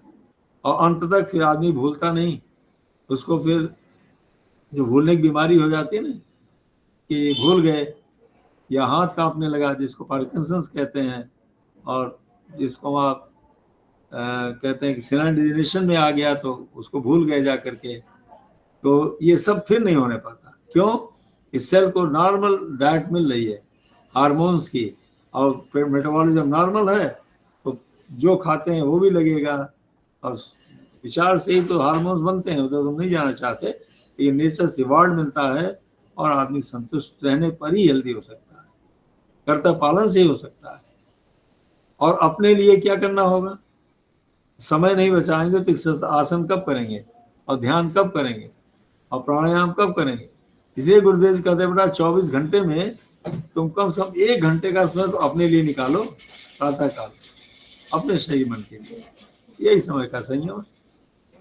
और फिर साधन अगर नहीं बचाएंगे तो, अगर सब पैसा अपने ऊपर ही खर्च कर लेंगे तो भाई के लिए क्या करेंगे, या रिश्तेदारों की जरूरत पड़ गई क्या करेंगे, या बहन की जरूरत पड़ गई क्या, तो क्या करेंगे, पिता को। तो इसीलिए संयम किसका, उसका तो करना ही करना, लेकिन धन का भी करना है। इसीलिए गुरुदेव कहते हैं बेटा अपने ऊपर उतना ही खर्चा करो जितना आवश्यक है, और जो बचे वो कर्तव्य पालन में लगा, तो जहाँ जरूरी है वहां कर दो, नहीं है तो करने की कोई बात नहीं। तो इससे क्या होगा, यही संयम है, बचा करके उसका सदुपयोग कर लेना। और फिर सेवा ही जो संतोष प्रदान करता है। और सेवा किसकी करनी है, जैसे हमने निवेदन किया सुना, पर अपनी सेवा, परिवार, समाज की। अब समाज की सेवा बहुत बड़ी हो जाती है, क्यों, हम आप समाज के ऋणी हैं, एक एक व्यक्ति सहयोग कर रहा तो हमारा आपका विकास हो रहा है। कपड़ा किसी ने बनाया, रंगा किसी ने, सिला किसी ने, तब आज हम आप भले आदमी लग रहे हैं। माँ ने व्यवस्था बनाया, पिता ने पैसा दिया, माता पिता ने मिलकर के, टीचर ने पढ़ाया, सबने सहयोग किया, तब हमको डिग्री मिलती है, तब हमको सर्टिफिकेट्स मिल जाते हैं, तब हम आगे बढ़ जाते हैं। आप देखें कि कितने व्यक्ति सहयोग करते हैं। हम तो अपनी मेडिकल एजुकेशन में लखनऊ की कभी ध्यान में आती बातें, वार्ड बॉय से लेकर के और स्टाफ नर्स से लेकर के, केवल बॉस ही थोड़ी पढ़ा दिए, कितने लोग सहयोग करते रहे उसमें, किसी ने कुछ सिखाया, किसी ने कुछ बताया, कहीं कुछ सीखने को मिला, तब आज आप एक स्पेशलिस्ट होकर के, अनुभवी व्यक्ति होकर निकलते हैं। तो क्या जिन्होंने हमारे आपके लिए किया है, क्या उनके लिए कुछ नहीं करना चाहिए? अपने से पूछिए, कितना ऋण उनका हमारे ऊपर हो गया। तो अदा अगर नहीं करेंगे तो जानते क्या होता है, ये ऋण, डेप्ट हमारे आपके मन बैठा रहता है, और किस रूप में बदलता है वो, और कोई रूप थोड़ी उसका होता है, असंतोष उसका रूप होता है, डिससेटिस्फैक्शन। जो व्यक्ति डिससेटिस्फाइड लाइफ में होगा वो नाना प्रकार की मानसिक और शारीरिक बीमारियों से ग्रसित होना ही होना उसको, डिससेटिस्फैक्शन से, क्योंकि मन तो चंचल रहेगा ना उसका। मानसिक बीमारी क्या है, जो हम निराश हो जाते हैं, जो हम डिप्रेशन चले जाते हैं, इसी को मानसिक बीमारी कहते हैं। और मानसिक बीमारी क्यों आती है? ईर्षा, द्वेष, अहंकार, लालच, क्रोध, घृणा, ये सब मानसिक बीमारी है। इसीलिए इसको कहते हैं मैनिया कहते हैं, इसको मेंटल डिसऑर्डर कहते हैं, इसको न्यूरोसिस कहते हैं। ये न्यूरोसिस में मैनिया इत्यादि सब आती हैं। ये सब मानसिक बीमारियां हैं। ये तो खाली हमारी गोली थोड़ी ठीक होगा। ये इसी को स्पिरिचुअल ट्रीटमेंट कहते हैं, ऋषियों ने दिया है। अगर कोई व्यक्ति जप और ध्यान करता रहे और सेवा काम करता रहे, मन अच्छा होता रहे, कभी न्यूरोसिस उसको नहीं होने वाली है। 57-58 साल हमको मरीज देखते होंगे, आज भी 5-10 मरीज देखते ही रहते हैं।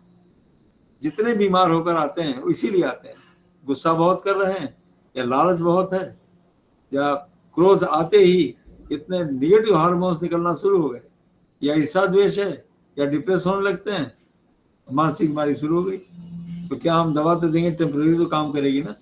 जो नहीं मानता उसको टैबलेट दे देते हैं, ऐसा नहीं है। और दूसरी है कौन सी बीमारी? वो वैचारिक बीमारी, उसको साइकोसिस कहते हैं।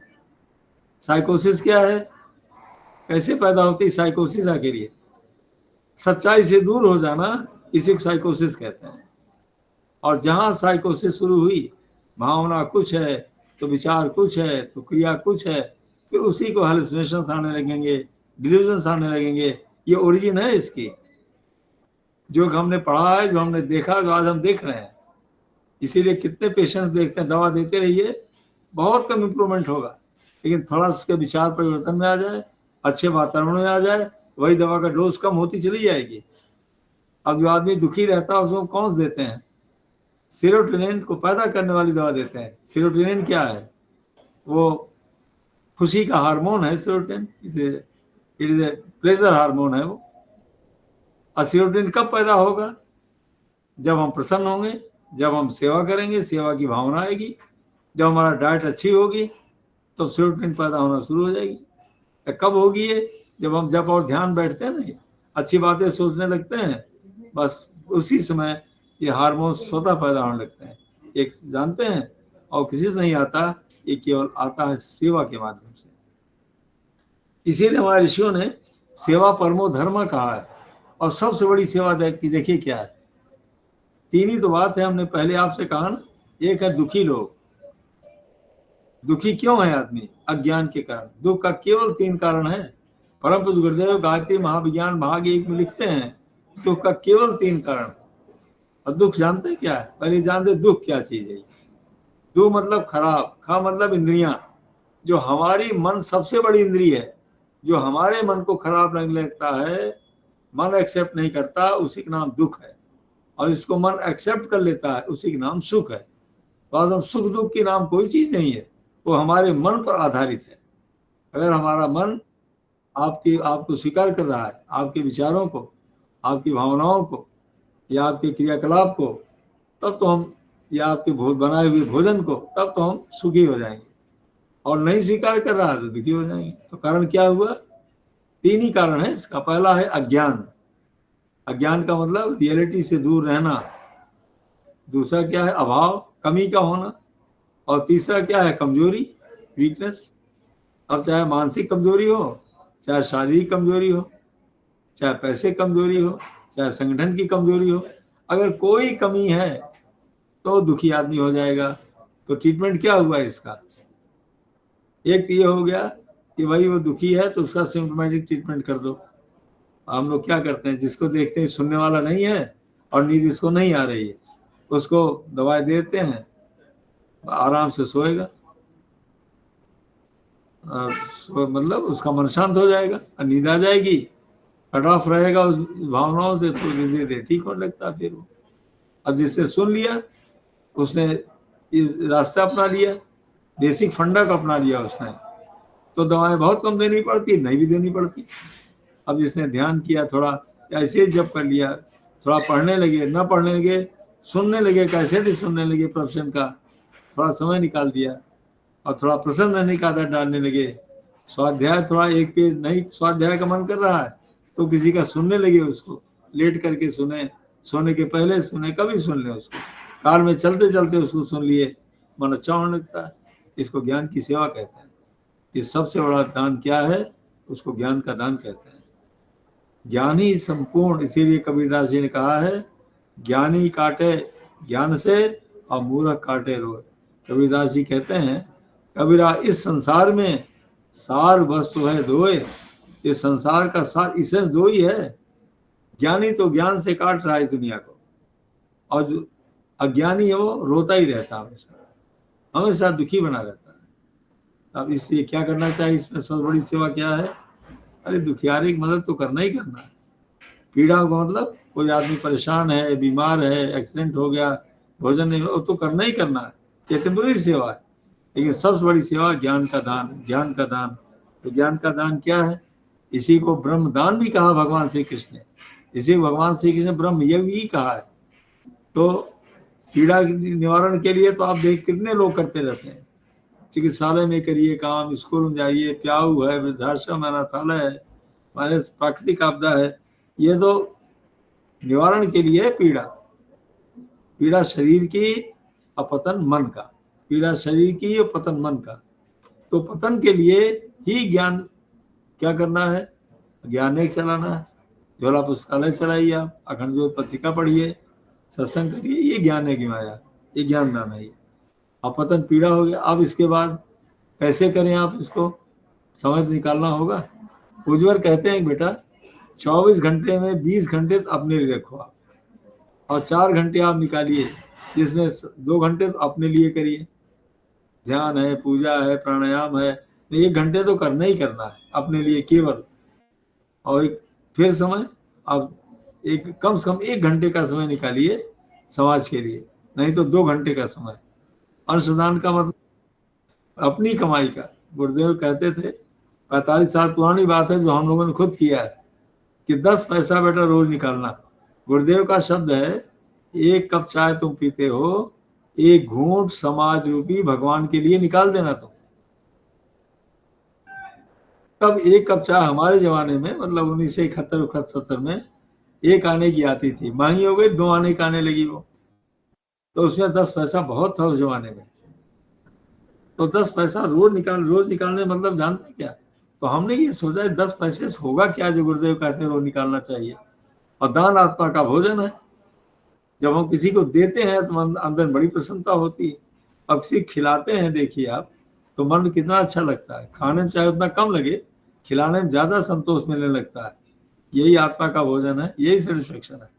इसीलिए आदिगुरु शंकराचार्य ने कहा है कि दान मेकम कलो युगे, इस कलयुग में एक ही मार्ग है, संतोष शांति को देना देना देना।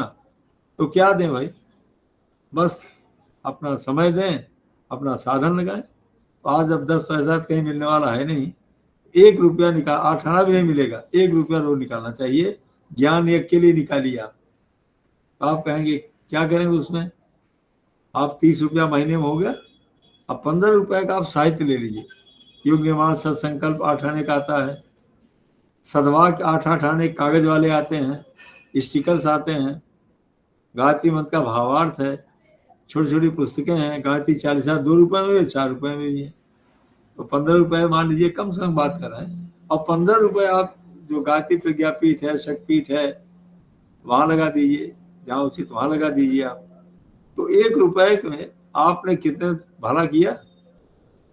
दूसरों को उठा दिया आपने, जीवन भर आप याद करता रहेगा वो, क्योंकि रास्ता आपने दिखा दिया उसको। तो आप जानते हैं इससे क्या होगा, क्या रिवार्ड इसमें प्रकृति देती है। ये आपने थोड़ा साइंटिफिक बात बता दें, प्रकृति भी हमको वरदान देती है। जैसे सेवा की भावना आई हमारे आपके अंदर और हमने आपने समय साधन निकालना शुरू किया, तो प्रकृति रिवार्ड देती है रसायन के माध्यम से। उसका नाम है एंडोर्फिन। आप कहेंगे रसायन के माध्यम से ही क्यों? क्योंकि हमारा आपका दिमाग 3 चीजों से काम करता है। एक रसायन केमिकल से काम करता है, दूसरा करंट से काम करता है, तीसरा विचारों से काम करता है। केमिकल, करंट एंड थॉट्स, इन्हीं 3 से हमारा आपका ब्रेन लगातार काम करता रहता है। तो केमिकल्स कम नॉर्मल होंगे। अब प्रकृति केमिकल देती है, एंडोर्फिन, सीरोटोनिन, गावा, ये देना शुरू कर देती है। Endorphin the main hormone at that time. Endorphin को क्या विज्ञान आज कह रहा है? Natural morphine. ये प्राकृतिक दिमाग को संतुष्ट बना देता है, ये ट्रैंकुलाइजर का काम करता है। बिल्कुल मन शांत होगा, आप शक्ति से भर जाएंगे। It is reward given by nature to all the living organisms. लेकिन पशु थोड़ी इसको कर सकते हैं, वो तो प्रकृति से व्याप्त है, हम आप कर सकते हैं। तो यही है सफल साधक जीवन का रास्ता, व्यवहारिक पक्ष इसका। आपने जो हमने आपसे बता दिया, आप उसको समझ गए। अब अंत कर रहे हैं इसमें। परम पूज्य गुरुदेव माता जी का आशीर्वाद, ये आशीर्वाद जब आप इस कार्य को करेंगे तो परम पूज्य गुरुदेव ने कहा, बेटा अगर तुम स्वयं अच्छे बन जाते हो, इसी को कहते हैं पुण्य का कमाना। दो ही तो चीज है, मानव जीवन दो ही काम हमको आपको करना, एक पुण्य और एक परमार्थ। पुण्य कहते हैं सही रास्ता पकड़ना, इसी को पुण्य कहते हैं। अब पाप किसको कहते हैं? उल्टा रास्ता पकड़ना, इसी को पाप कहते हैं। पाप मतलब उल्टा, पुण्य मतलब सीधा। तो जब हम सीधा काम करने लगे, सेवा करने लगे, आगे बढ़ने लगे, तो इसी को पुण्य कहते हैं। जीवन सफल हो जाता है और सतत गुरुदेव का आशीर्वाद आपको मिलता ही रहेगा, निरंतर प्रेरणा के रूप में, प्रकाश के रूप में, दिशा के रूप में, आपकी शंका के समाधान के रूप में मिलता ही मिलता रहेगा आपका आशीर्वाद। आप उनका संदेश यहीं समाप्त करते हैं। आपके मन में कोई बात हो जो पूछिए। धन्यवाद डॉक्टर ओम प्रकाश शर्मा जी का बहुत बहुत धन्यवाद। और आप सभी प्रतिभागियों को आपने बहुत ही विस्तृत रूप से बताया कि सफल और सार्थक जीवन किस प्रकार किया जा सकता है। इस तरह से सभी प्रतिभागियों ने ये जाना कि यदि अपने चिंतन, चरित्र और व्यवहार को साधना, स्वाध्याय, संयम और सेवा के माध्यम से हम उत्कृष्ट बना सकते हैं, और यदि ये हम कर सके तो मन चाही संतान हेतु जो हम तैयारी करेंगे उससे उसके रिजल्ट या उसका परिणाम जरूर ही सुखदायक होगा, जो न केवल आपके परिवार का, आपके समाज का, बल्कि देश का नाम भी रोशन करेगा। इन्हीं भावनाओं के साथ अब समय है प्रतिभागियों के प्रश्न पूछने का। तो जैसा मैंने शुरू में भी आपसे अनुरोध किया था कि विभिन्न बातें जो अभी आपने सुनी हैं, यदि इसके इतर भी आपको अध्यात्म से संबंधित या गुरुदेव से संबंधित कुछ भी जानने की जिज्ञासा, इच्छा है, तो आप अपने भाव प्रकट कर सकते हैं। तो सभी लोग अपने हैंड रेज कर सकते हैं जिनको प्रश्न पूछना है, तदनुसार सबको समय दिया जाएगा। और सभी से अनुरोध है कि जो लोग क्लास में उपस्थित हैं सभी अपने कैमरे को ऑन कर दें। जी, सुधा चौधरी जी ने सबसे पहले हैंड रेज किया है। सुधा चौधरी जी हमारे साथ छत्तीसगढ़ से जुड़ी हुई हैं, कृपया अपना प्रश्न पूछें। सुधा जी। आदरणीय भाई साहब, सादर प्रणाम। आपने बहुत ही अच्छा बोला और मेरे मन में एक शंका है कि हम लोग जनरली सभी जैसे बाहर जब क्लास लेते हैं या कहीं भी हम जा रहे हैं तो हम मंत्र लेखन के लिए बोलते हैं, प्रेरित करते हैं, मंत्र लेखन पुस्तक भी देते हैं। तो वो मंत्र लेखन बहुत ज्यादा करते हैं उन लोग, पर कैसे भी अवस्था में करते हैं जैसा हमको मंत्र लेखन के अनुसार बोलते हैं। तो क्या मंत्र लेखन का प्रभाव और मंत्र जाप का प्रभाव अलग अलग पड़ेगा? अब मंत्र लेखन का बहन जी प्रभाव और अच्छा पड़ता है, क्योंकि लिखते समय आंखें देखती हैं, उंगली चल रही है, मन वहीं पर रुका हुआ है, तो बेटर कंसंट्रेशन इज देयर। तो मंत्र लेखन का तो ऋषियों ने कहा 10 गुना ज्यादा प्रभाव है जी। तो जहाँ बच्चों की राइटिंग अच्छी होती है वहाँ उनका मन एकाग्र होने से उनकी स्मरण शक्ति का विकास होता है, मेमोरी बढ़ती है उनकी, क्योंकि जितना मन एकाग्र होगा उतनी मेमोरी बढ़ेगी। अब मेमोरी आप तो जानती हैं, learning and recall is equal to memory. जो कुछ हमने याद किया है उसको समय पर याद आ जाए, इन्हीं को कहते हैं स्मरण शक्ति। स्मरण शक्ति के विकास का बहुत बड़ा रास्ता है ये। जहाँ भोजन को ये वहाँ लेखन आप करो, आप बहुत बड़ा परमार्थ कर रही हैं आप, और बच्चों का आशीर्वाद तो मिलता ही रहेगा, क्योंकि न जाने कहाँ वो शक्ति पहुंचा देगी। आप बहुत अच्छा काम करती हैं। और दूसरा प्रश्न था, यदि उन लोग को गायत्री मंत्र लेखन, हम बस इतना ही बोल रहे हैं कि इससे हमारे विचार शुद्ध होंगे, हम सही सोच वाले होंगे, डिसीजन सही लेंगे, बाकी उन लोग एक अच्छे ढंग से भावार्थ नहीं समझ रहे हैं या अन्य कोई अनपढ़ लोग नहीं समझ रहे, तो क्या मंत्र लेखन और जाप का प्रभाव तब भी वैसा ही पड़ेगा जो एक अन्य जानने वाले को पड़ता है? वैसे ही पड़ेगा बहन जी, जिसमें वाइब्रेशन से इसके काम करते हैं ना, ये तो हमारे जीवन का अनुभव है। पहले हमको भावार्थ थोड़ी आता, 8 साल उम्र से हमने 7.5 से गायत्री मंत्र शुरू किया, क्योंकि हमारे फादर भी सिविल सर्जन थे, MBBS लखनऊ की थे। वो कहते बेटा करके तब उठना, हमारी मदर कहती थी शाम तुम जब नहीं करोगे तो भोजन नहीं देंगे, तो पहले जबरदस्ती करते हैं उसको, फिर धीरे पूरी हैबिट हो गई हमारी वो। तो अब हम भावार्थ थोड़ी जानते थे, लेकिन इतने विचार अच्छे अच्छे मन में आते थे कि खराब लड़कों का साथ मत करो, ऐसा मत करो, ऐसा मत करो। तो ये जो प्रेरणा आती है ना, ये इसी को कहते हैं आत्म प्रेरणा, ये डिवाइन मैसेज है। तो उसका जी। भी पूरा प्रभाव पड़ेगा। और धीरे जी। धीरे जो जो उम्र बढ़ेगी या पढ़ेंगे तब समझ कर करेंगे तो और पढ़ता जाएगा। मेन लाभ होता है गुरुदेव जो मार्गदर्शन दिया ना, ये क्यों गायत्री मंत्र गुरु जी। मंत्र है। तो दीक्षा का मतलब क्या है? उनके अनुशासन को मानना। जैसे जी। गुरुदेव जी ने कहा ना कि बेटा कम से कम विद्यार्थी को 1 माला जप करना ही चाहिए। जी। और जैसे हम सब बड़े हो गए 3 माला करिए, बड़े हो गए, एक अपने लिए, जी। एक परिवार, एक कल्याण समाज के लिए करिए। फिर सूर्य भगवान को अर्घ्यदान करने का मतलब ये है कि आपके द्वारा जो शक्ति दी गई हमको, हम आपको समर्पित जी। करते हैं और आप जी। अपने से हमको महान बनाइए, हमारा अच्छा उपयोग करिए। ये ऑटो सजेशन है वास्तव में, अपने को परामर्श जी। देना है। तो नहीं करेंगे फिर भी लाभ बहुत होता जाएगा, ये जी। जी। जी। जरूर होगा। धन्यवाद। जी धन्यवाद। डॉक्टर कविता मिशाल जी ने बहुत अच्छा मैसेज दिया है। उन्होंने लिखा है कि आपको देखकर पिताजी याद आ गए।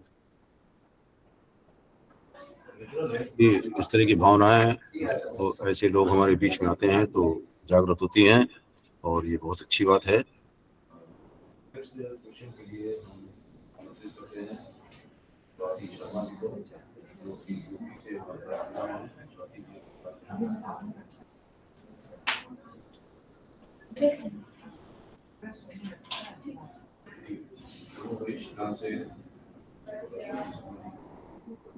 प्रणाम बाबूजी। मैं ये पूछना चाह रही थी, आपने खुशी के उसमें जो बताया था कि रसायन जब हम खुश होते हैं तो हमारे मस्तिष्क में कौन सा खुशी का रसायन पैदा होता है? हाँ, जब असुआ बहन जब विधेयात्मक चिंतन करते हैं ना, तो दोनों चीजें देखी होती है। जैसे हम किसी के लिए सेवा की भावना आई, हम आशावादी बन गए या हम विधेयात्मक रूप से चलने लगते हैं, तो उसमें जो रसायन पैदा होता है, नोट कर लें, वो पहला पैदा होता है वो है सेरोटोनिन। सेरोटोनिन ये ब्रेन सेल्स में रिलीज होता है और गट में भी होता है, ये दोनों जगह रिलीज होता है। दूसरा जो पैदा होता है वो है एसिटाइल कोलिन, इसको रेस्ट हार्मोन कहते हैं।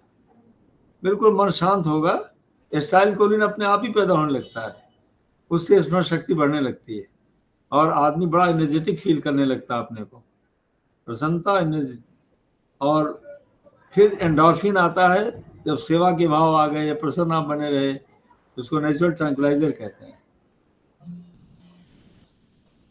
सेरोटोनिन, एसिटाइल कोलिन और गावा एमाइनोब्यूटिरिक एसिड उसका नाम है, ये सब हैप्पी हार्मोन ही कहे जाते हैं। ये आप तुरंत टॉपिक, कहीं दुखी आप हैं तो टॉपिक चेंज कर दीजिए, आप आशावादी बन जाइए। अरे भाई आज हम बड़ी परेशानी में, कल अच्छा जरूर होगा, जो रात है तो दिन होगा, दिन है तो रात होगा। आप तुरंत देखेंगे कि जब विचार, क्योंकि ब्रेन तीनों से काम करता है नहीं, वो विचार आया कि नेचर रस का हार्मोन्स के रिवार्ड देना तुरंत शुरू करती, इमीडिएट, और ठीक हो जाता है। जैसे हमारा क्रोध कभी आए, तो क्रोध क्यों आता है? क्रोध तब आता है जबकि हमारे मन की बात नहीं होती। और क्रोध आते ही जो रस निकलता है, एड्रेनलिन तो निकलता ही निकलता है, जो हार्ट बीट को बढ़ा देता है, लेकिन साथ में लैक्टिक एसिड ब्रेन का बढ़ने लगता है और वो इरिटेटिव हार्मोन होता है। लैक्टिक एसिड न्यूरॉन्स कितना इरिटेट करता है कि आप शांत हो ही नहीं सकते। तो उसका देखिए ट्रीटमेंट क्या है, कैसे अपने को ठीक किया जाए। जो मेडिकल ट्रीटमेंट दिया जाता है इसमें, क्रोध आने के बाद, पहला, जब क्रोध आए तो आप take a glass of water immediately, पानी पी लें आप, या थोड़ा स्वीट ले लें, क्यों क्रोध आने के बाद जो न्यूरॉन्स का ग्लूकोज है वो कम हो जाता है, लैक्टिक एसिड डाउन कर देता है उसको, ग्लूकोज को कम करता है। भले डायबिटीज हो, फिर थोड़ा सा आप गुड़ ले लें या थोड़ी शक्कर ले लें, कुछ ले लें मीठा, थोड़ा सा केवल, और पानी पी लें और थोड़ा सा मन को डाइवर्ट कर दें आप। तो फिर फूल पौधों को देखने लगिए, वहाँ से हट जाइए थोड़ी देर के लिए आप, फिर आप 15-20 मिनट में देखना वो लैक्टिक एसिड डाउन होने लगता है और यूरिन के थ्रू बाहर निकल जाता है। और इरिटेशन बिल्कुल कम होता है। और अगर आप ओम का जप करने लगें या मन ये सोच लें अरे इसका दिमाग खराब है इसलिए वो बेकार की बातें कर रहा है, इग्नोर कर दें उसको, इस कान से उस कान से निकाल दें। इसको वैचारिक ट्रीटमेंट कहते हैं। बस थोड़ी देर बाद शांत हो जाएंगे और फिर लगेगा क्या गलत काम हम करते रहे, बेकार गुस्सा किए। क्रोध से ही दिमाग खराब हो जाता है, डिसीजन आदमी ले नहीं पाता। बस फिर धीरे धीरे ठीक हो, ये प्रैक्टिस से होगा। ये आप करते रहना। हमने तो अपने ऊपर तो हम करते ही, मालूम है।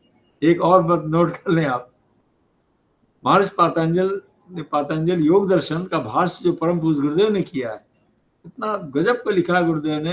एक तीसरे चौथे पेज पर ही मन को ठीक रखने के 4 तरीके हैं। ये वैचारिक ट्रीटमेंट है ये। फिर नेचर तो हार्मोन देने ही लगती है, विचार बदलते ही हार्मोन बदल जाता है। तो पहला क्या है, मैत्री की भावना रखिए। आप सबको अपना मित्र मानिए, मैत्री भाव रखिए कि दुश्मन कोई नहीं है। अपना मान लीजिए तो मित्र बन ही जाएगा, मैत्री भाव। दूसरा, करुणा। कोई गलत काम वो कर रहा है या ठीक नहीं कर रहा है तो दया का पात्र है वो, उसको करुणा रखिए। ये मत मानिए कि बिल्कुल बेकार आदमी है, ये दया का पात्र है, इसकी मदद करनी चाहिए इस आदमी की। क्योंकि आदमी तो खराब थोड़ी है, वो बीमारी के नाते खराब है कि समय से उठता नहीं, समय से काम नहीं करता और डिप्रेशन चला जाता है। उसकी अलग बात हो गई नहीं तो, लेकिन आदमी तो आदमी है ये, तो हमको तो इलाज करनी है उसको। ये वैचारिक ट्रीटमेंट है। तो अपने मन सोचिए कि ये करुणा का पात्र है तो गुस्सा नहीं आएगी आपको, मन अच्छा बना रहेगा। तीसरा क्या है, तीसरा ये है कि आप मुदित, प्रसन्न रहिए हमेशा। मुदिता, प्रसन्नता। हमेशा प्रसन्न रहने का आदत डालिए कि जो हो रहा हो अच्छा ही हो रहा है। भगवान कृष्ण ने गीता की जो सार यही तो है, जो हुआ वो अच्छा हुआ, जो हो रहा अच्छा होगा, जो होगा वो भी अच्छा होगा। इसको कहते हैं आशावादी होना। Be hopeful all the time. Hopeless मत होइए आप, होपफुल बने रहिए। जरूर होगा, जरूर होगा, जरूर होगा। तो मन पॉजिटिव इनपुट लेता रहता। और चौथा है इग्नोर द थिंग्स। उसको कहते हैं कि हिंदी में क्या कहें, उपेक्षा करिए उसकी, उपेक्षा। तो मैत्री, मुदिता, करुणा और उपेक्षा, ये महज 4 चीजें वैचारिक ट्रीटमेंट मन को अच्छा रखने का। आप कभी दुखी नहीं होंगे। कोई आदमी आपसे बोलता रहे ना तो आप मन में सोचिए कि वही लगता है इनका दिमाग खराब हो गया। उनसे मत कहिए दिमाग खराब है इनका, नहीं तो बहुत गड़बड़ हो जाएगा। या 1 गिलास पानी अगर आप उनको देंगे पहले तो और नाराज हो जाएंगे। तो खुद ही कहिए कि हमको जब प्यास लगी हम जा रहे हैं, नहीं कहिए तो फिलहाल हट जाइए आप।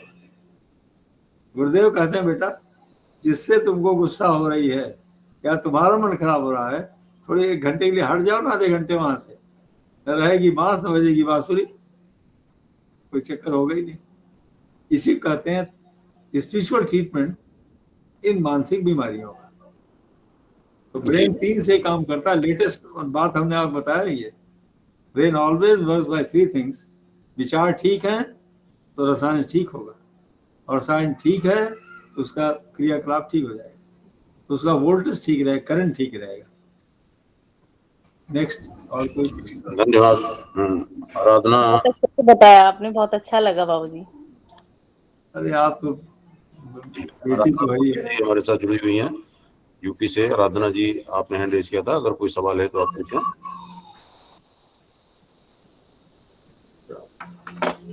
प्रज्ञा बैरागी जी जो एमपी से हमारे प्रणाम है साथ। सर। प्रणाम है सर। हाँ, आराधना जी प्रणाम अपनी है बात। सर। प्रणाम है सर। एक तो मुझे ये पूछना था कि जैसे हम लोग जब इस 3 से 5 दिन हम लोग माला से नहीं मौन मानसिक जप करते हैं, तो क्या लेखन भी उस समय किया जा सकता है? हाँ, बहुत आराम से कर सकते हैं। उस समय लेखन भी किया जा सकता है? हाँ, लेखन कर सकते हैं जी। लेखन के लिए सबसे अच्छा समय जो होता है, जो हमने देखा है लोगों को, अपने जीवन में हमने देखा, ये लोग कहते हैं समय नहीं मिला ना, ये सोकर उठ गए आप जी। और थोड़ा बहुत 1 गिलास 2 गिलास पानी वगैरह पी लिया। तो जब तक हम नेचुरल कॉल्स के लिए जाएं आगे, उस समय के इस्तेमाल कर ले अपना। अब बैठ करके गुरुदेव का ध्यान करके और आप 1 पेज लिख लीजिए। आई पे आधे घंटे लगता है, नहीं आप 20 मिनट 15 मिनट लिख लिया आप, तो एक्स्ट्रा टाइम बात नहीं होती उसमें। क्योंकि उठने के बाद कम लोग होते हैं जिनकी इंटेस्टाइन डायरेक्ट काम करने लगती है, पेट वगैरह साफ हो जाता है। अब पानी पीने के बाद कुछ तो करना ही पड़ेगा, चाहे घर का काम करिए, चारपाई ठीक कर रहे हैं या झाड़ू लगा रहे हैं, सफाई कर रहे हैं, तो कुछ मेहनत दिमाग बांटना पड़ेगा उसमें, कुछ और काम कर रहे हैं उसमें। तब तक आप चाहें तो बैठ के लिख लीजिए उसको, एक्स्ट्रा टाइम लगने कहीं है ही नहीं। जी at any time you can write it, उससे बहुत फायदा होगा। जी धन्यवाद। प्रज्ञा बैरागी जी हमारे साथ एमपी से जुड़ी हुई हैं। प्रज्ञा जी अपना सवाल पूछें। प्रणाम बाबू जी। हाँ, बाबू जी मेरा एक प्रश्न था कि हम जब नवरात्रि की साधना करते हैं, 9 दिवसीय साधना है, उसमें एक अधिकतर मैंने देखा है, मैं अपना अगर व्यक्तिगत बताऊं तो उस वक्त जब हम साधना के समय में रहते हैं, हम ध्यान करते हैं, माला करते हैं, उसके साथ ही हम गृहस्थ कार्यों को भी अपना विधिवत करते हैं, तो उस वक्त बाबूजी अधिकतर ऐसा होता है कि घर में, परिवार में या सामाजिक रूप से यदि कहीं कुछ गलत होता है या कहीं कुछ अन्याय होता हम देखते हैं, तो उस वक्त वो जो क्रोध होता है, वो आवेग जो होता है, उसे हम रोक नहीं पाते। तो कई बार घर के परिजनों का ऐसा कहना होता है कि जब तुम साधना ज्यादा कर रहे होते हो तो तुम ज्यादा क्रोधी हो जाते हो। तो ऐसा क्यों होता है बाबूजी, उसका मैं कारण मैं व्यक्तिगत रूप से जानना चाहती हूँ। अरे आप बहन जी बहुत सही प्रश्न आपने पूछा है, बहुत गजब का आपने सब भला किया। यही अनुभव, इसी का नाम आश्रम। और लिखा पढ़ी वाली बात पढ़ के रटा सुनाना तो बेकार है, ये सच्चाई है जो आप कर रही हैं। आप देखिए क्या होता है, जिसमें हम गायत्री मंत्र का जप करते हैं, खासकर नवरात्रियों में, तो शक्ति का अर्जन होता है, अंदर बहुत शक्ति आती है। अब उसी को पचाने के लिए परम पूज्य गुरुदेव ने कहा, शक्ति जानते हैं किसकी होती है? वो वैचारिक शक्ति होती है। वैचारिक शक्ति इतनी आती है, कितना अच्छा काम करें, कितना आगे बढ़ें, कैसे करें, सही होना चाहिए, ऐसा नहीं होना चाहिए, तो आप कैसे करें उसको। पूज्य ने क्या कहा, बेटा 9 दिन तक तुमको मौन रहना है। एक मौन मतलब बोलना, जबान से बोलने का मतलब चुप रहना है, मौन नहीं है वो, उसको आउटर साइलेंस कहते हैं, जो चुप रहते हैं हम। आप मौन कहते हैं इनर साइलेंस को। हमको केवल अपनी बात को देखना है और जो स्वाध्याय के उस पर चिंतन मनन करना है, और बाहर की किसी चीज़ से आंख मोड़े रहना अभी 9 दिन तक। बस जिसको जो करना उसको करे, तो उतना ही बोलना है जितना जरूरी हो, बोलना ही नहीं बिल्कुल।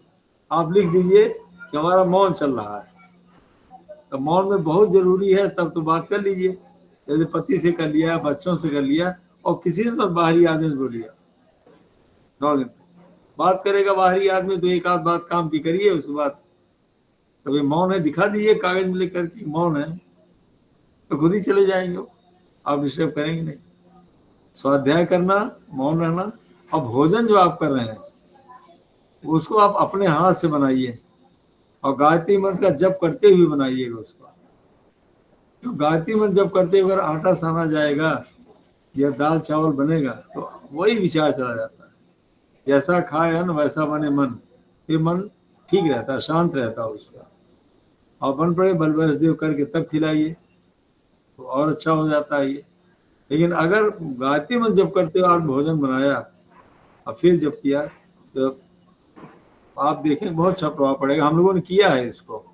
अब पूज्य गुरुदेव ने खुद ही पूछा था हमसे 87 में, एक अनुष्ठान लखनऊ में गए थे, 87 मिसेज, हम तो शांतिकुंज में रह रहे थे, मिसेज वहाँ सुगंध थी महिला हॉस्पिटल की, तो हम रोटी नहीं बना पाते थे, तो दाल हम गायत्री मंत्र जब करते हुए बना देते थे और आटा सान देते थे, तो रोटी ये बनाती थी।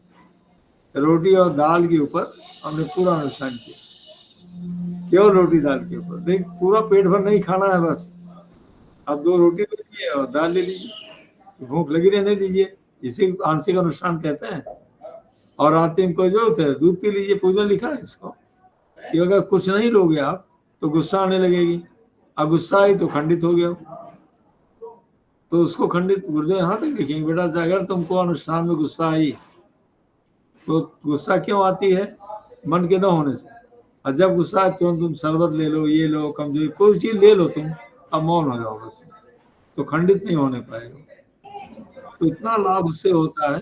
कुछ गुरुदेव ने आने के बाद पूछा, बेटा तुमको क्या मिला अनुष्ठान? तो दृष्टा थे, सब जानते हो। तो हमने अपनी डायरी दिखाया गुरुदेव जी को, तो एक चीज में रिपीट हो रही थी, गुरुदेव ने कहा बेटा ये रिपीट हो रहा है तुम्हारा साधना का बिंदु, इसको यहाँ काट दो।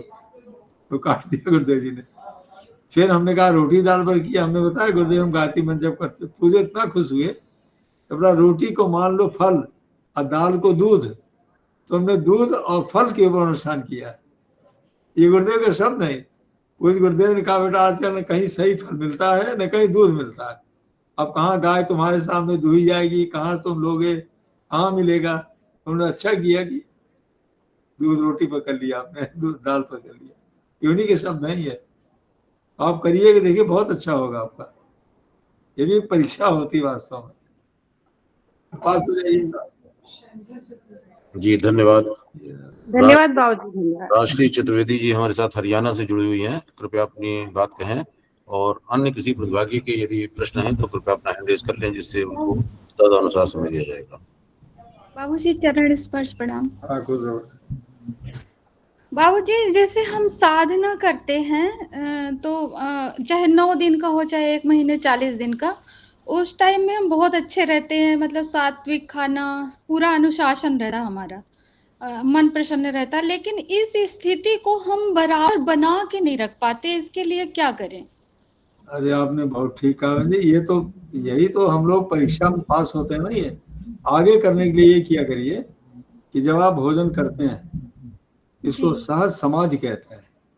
तो भोजन करते समय आप ये मान लीजिए कि आप पहले गुरुदेव का अपने इष्ट का ध्यान कर लीजिए, क्योंकि वो कण कण में व्याप्त सत्ता है वो, और गायत्री का अवतार है वो मन को पढ़ते रहते हैं। तो सोच लीजिए वो हमको देख रहे हैं और मन को पढ़ रहे हो, और हम भोजन उनको ही करा रहे हैं। क्योंकि सत्संकल्प का जो पहला मंत्र है ना, वो पहला यही तो है, हम ईश्वर को सर्वव्यापी न्यायकारी, और दूसरा है शरीर को भगवान का मंदिर समझकर आत्म संयम और निमित्ता द्वारा आरोग्य की रक्षा करेंगे। ये कितनी बड़ी बात है, ये वेदों का सार है ये। तो शरीर में भगवान मतलब अच्छाइयाँ बैठी हैं, गुरुदेव माता जी बैठे हैं, हम उनको खाना खिला रहे हैं। तो क्या करेंगे, उनको खिलाएंगे तो अच्छा ही तो होगा ना ये। तो जब ये उनको सेवा हम करें, उनके लिए खा रहे हैं इसको, तो फिर मन ठीक रहेगा। और जब मन में देखिए ये तो आता ही रहेगा, लड़ना तो पड़ेगा ही पड़ेगा, संग्राम तो जिंदगी है ही है। जब कभी मन में आ उठे तो एक विचार से काट दीजिए, काटते जाइए। एक प्रयास आपका होगा और शक्ति गुरुदेव की होगी, आप देख लीजिएगा। अंततः तो आप सफल हो जाएंगे, आप अब पूरा परिवार धन्य हो जाएगा। ये तो होना ही होना है। तो आप मत समझिए कि पूरा पूरा कोई मेंटेन नहीं कर सकता है, वो धीरे धीरे होता है। और यही एक तरीका है जो हमने देखा है, क्योंकि हम भी तो रोज प्रैक्टिस तो करते हैं। हमने कहा हम सब विद्यार्थी हैं। अब जब हमको ज्यादा दिन करते होगा, किसी कम हो गया, अंतर इतना ही है बस खाली, लेकिन है सब विद्यार्थी। आप करते रहिएगा, हो जाएंगे, पास हो जाएंगे। धन्यवाद। बाबूजी एक प्रश्न और है मेरा कि जब तो लोग जैसे हम बताते हैं लोगों को, जब कर लेते हैं और अनुष्ठान भी कर लेते हैं, लेकिन स्वाध्याय के लिए बड़ा मुश्किल होता है, स्वाध्याय नहीं कर पाते, उसके लिए हम क्या करें? वो आपने बहुत सही कहा। मुझे स्वाध्याय एक तो हो गया अपना चिंतन मनन करना, एक पक्ष तो ये हो गया। और दूसरा आप एक नियम बना लीजिए कि जब तक हम, जैसे पहले होता है पूजा और पाठ, पाठ को ही स्वाध्याय कहते हैं। जब पाठ नहीं करेंगे पूजा पूरी नहीं होती। एक पेज पढ़ लीजिए, उसमें क्या हमने कहा ना, एक तो नियम बना ही ली। कुछ नहीं पढ़ पाएंगे तो गुरुदेव युग निर्माण सत्संकल्प लिखा नहीं है, ये 62 में लिखा उन्होंने हिमालय में बैठ करके, सारे शास्त्रों का निचोड़ है एक निर्माण सत्संकल्प। ये उसी को पढ़ लीजिए बस, और एक एक बिंदु को पकड़े रहिए, 9 दिन का अनुष्ठान कर लीजिए, स्वाध्याय हो गया आपका। और स्वाध्याय तो आत्मा का भोजन है ये ना। सोने के पहले कर लिया करिए विद्यार्थी की तरीके से। जब देखिए पहले तो भाई कुछ तो करेंगे ना, सोने के पहले एक पेज पढ़ लिए, सो गए। या कुछ लोग कहते प्रोफेसर लगा देते हैं गुरुदेव का। अब जब और उसी नींद आ गई, सुनते सुनते सो गए, ये भी स्वाध्याय है। अब जैसा आपको अच्छा लगे वैसा कर सकते हैं। जी धन्यवाद। शशिकला बेन, शशिकला बेन दबे जी हमारे साथ गुजरात से जुड़ी हुई हैं, आप अपनी बात कहें शशिकला जी। प्रणाम भाई साहब। प्रणाम, मैं रांची प्लस है। मैं कह रही थी कि अभी चैत्री नवरात्र आएंगे तो अपने को मौन रहना है, साधना करनी है, पर गुरुदेव का काम करने के लिए यज्ञ और स्वाध्याय बहुत होते हैं, तो एक भी दिन में मौन नहीं रह सकती, तो उससे क्या साधना का फल नहीं मिलता है? नहीं मिलेगी बहन जी, साधना कहाँ हुई ना वो तो। देखिए नवरात्रियां अनुष्ठान तो करती हूँ रोज, पर फिर पुण्य भी इतना ही पड़ता है। हाँ वो तो ठीक है। ऐसा बहन जी करिए ना कि 9 दिन के लिए 9 नवरात्रियां देखिए आती क्यों है, वो अपने को चार्ज करने के लिए आती है। शक्ति नहीं होगी तो करेंगे क्या। परम पूज्य गुरुदेव स्वयं लिखा है कि बेटा जब काम करते करते हमारी शक्ति चली जाती थी तो हमारे गुरुदेव हिमालय में बुला लेते थे। 1 वर्ष के लिए गुरुदेव गए ना 1961 में, और क्यों जाते थे वहां। अब जब 58 गुरुदेव यज्ञ पूरा हुआ तो दादा गुरुदेव से क्या कहा कि बेटा तुम लाखों सारा काम करने तुम खाली हो गए हो, अब तुम आकर के साधना करो। तो नवरात्रि वास्तव में हम आप खाली हो जाते हैं तो 6 महीना अपने को चार्ज करते हैं, फिर नई शक्ति से काम करेंगे। तब अंतिम दिन में आप ये जरूर कर सकते हैं, यज्ञ में भाग लीजिए अंतिम दिन में, उसमें फिर आप बोलिए सब करिए। ये 9 दिन जब तक वो थोड़ा, यही तो अपने ऊपर वो है, यही तो शक्ति, जितना आत्मबल बढ़ेगा तो उतना ही काम बनेगा उसे। और लोग नवरात्र में ज्यादा यज्ञ करवाते हैं भाई साहब, ये तो नवरात्र में ही हमको करवाना है ऐसा बोलते हैं वो लोग। आपको ही करवाना तो ठीक है। हाँ मैं करवाती हूँ, हाँ मेरा मंडल चलता है, मेरे को ही जाना पड़ता है। 5 कुंडी यज्ञ है, कुंडी यज्ञ है। अरे तो और लोग नहीं तैयार हो पाए तो आप ऐसा किया करिए ना, हाँ। ये आप दूसरों को बिठा लिए और आप बॉस ऐसे बैठे रहिए। आप काम की बात बोलिए बस, आप 19 बुलवाइए, 19 करवाइए आप। हाँ दवे बहन जी, ऐसा अगर मतलब इसका मतलब ये है कि जो मतलब मौन का मतलब ये होता है निरर्थक बातें ना करिए, ये भी एक प्रकार का मौन है। तो आप क्यों नवरात्रियों में आप उसी से संबंधित आप यज्ञ करा रही हैं, उसी से संबंधित आप प्रवचन दे रही हैं, उसी से संबंधित स्वाध्याय करा रही हैं, तो ये एक तरह का मौन ही है। लेकिन फालतू बातें बिल्कुल नहीं, केवल वही बात जो गुरुदेव की है वो भी करना एक तरह से मौन है। तो आप क्योंकि सीनियर कार्यकर्ता हैं, आप जगह जगह यज्ञ कराती हैं, तो उसको ना छोड़िए, बाकी सब बेकार की बातें बंद कर दीजिए, ये भी करती। बहुत अच्छा जी, धन्यवाद। अन्य किसी प्रतिभागी का कोई प्रश्न है तो शीघ्रता से अपने हाथ उठाए हैं क्योंकि समय भी हो रहा है। गरिमा साहू जी ने अपना हाथ उठाया है, छत्तीसगढ़ से हैं, आप योगा इंस्ट्रक्टर हैं। गरिमा साहू जी अपने सवाल अपनी बात कहें शीघ्रता से। जी प्रणाम बाबू जी, आपकी आज की क्लास अटेंड करके बहुत अच्छा लगा। मतलब अभी सवाल तो बहुत सारे आ रहे हैं मन में, लेकिन समझ नहीं आ रहा कौन सा पूछूं, क्या पूछूं। नहीं, जो पहला सवाल वही पूछ लो तुम।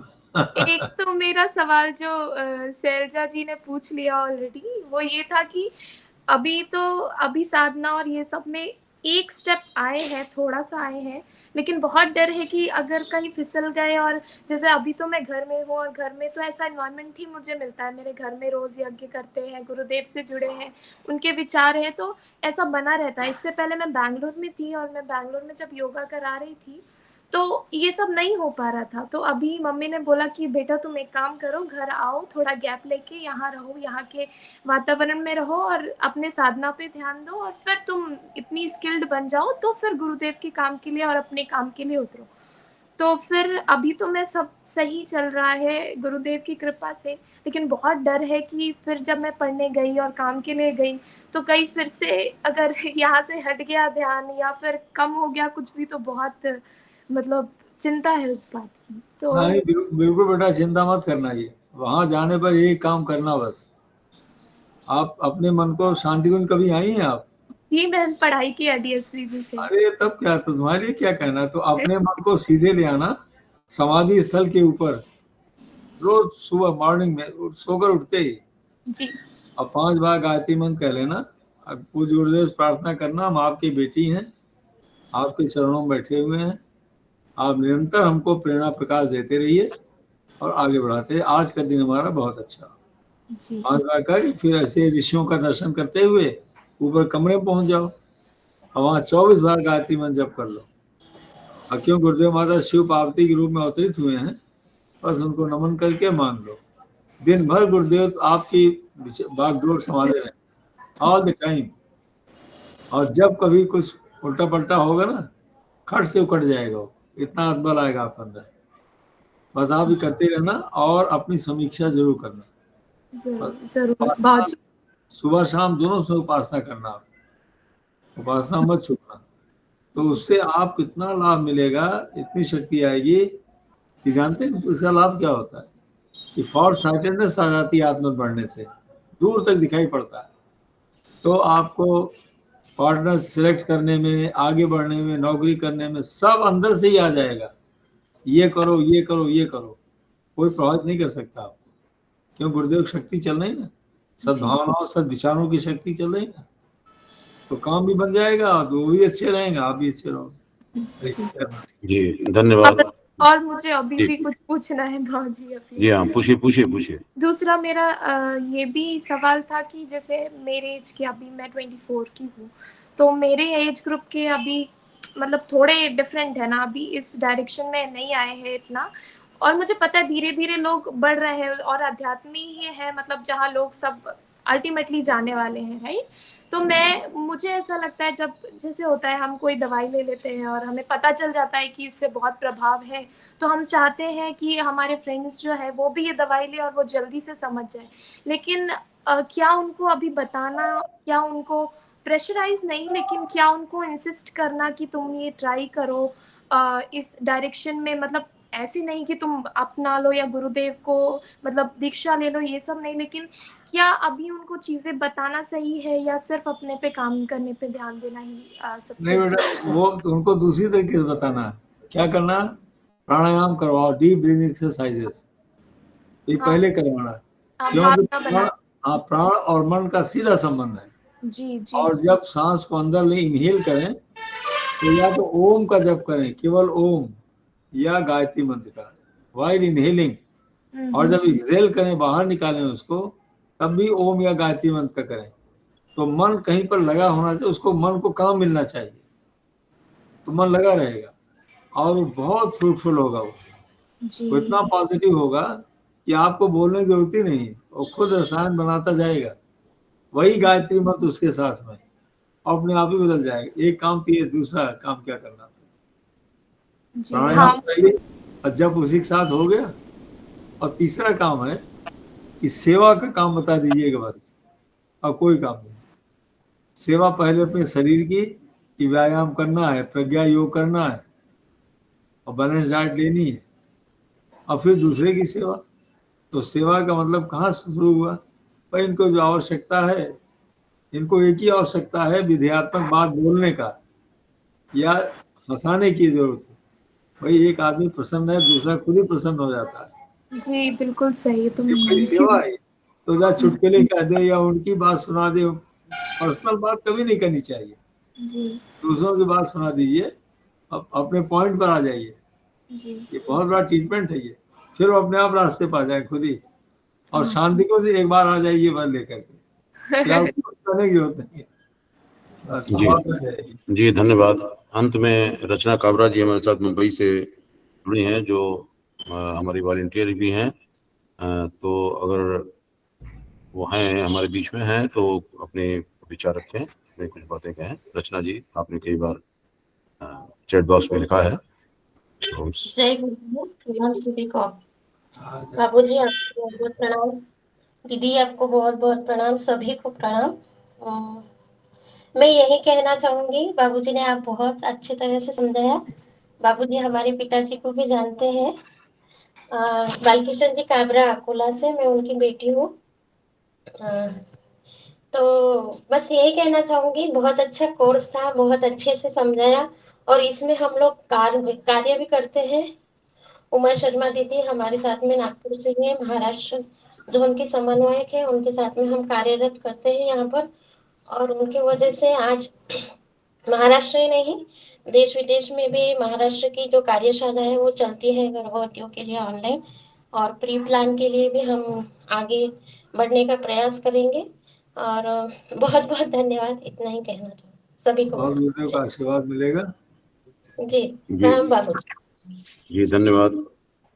डॉक्टर स्मृति ठाकुर जी भी हमारे साथ एमपी से जुड़ी हुई हैं और आप अवगुण संस्कारवान पीढ़ी के लिए बहुत कार्य कर रही हैं, तो आपने भी कई बार मैसेज दिया है, तो मैं चाहता हूं कि आप भी तो कहें। जय गुरुदेव। प्रणाम बाबूजी, प्रणाम दीदी, प्रणाम सभी को। हम लोग गत 2018 से सन 2018 से शाजापुर में मध्य प्रदेश में गर्भ संस्कार के लिए कार्यरत हैं, और मैं और मेरे कज़िन ब्रदर पलाश जी धनोतिया हम दोनों साथ में काम करते हैं। साथ में गायत्री परिवार की पूरी टीम है जो गांव-गांव जाकर के और गर्भ संस्कार प्रत्येक शनिवार का दिन हम लोगों ने डिसाइड किया है कि हम लोग जाते हैं और गर्भ संस्कार गर्भवती महिलाओं को देते हैं।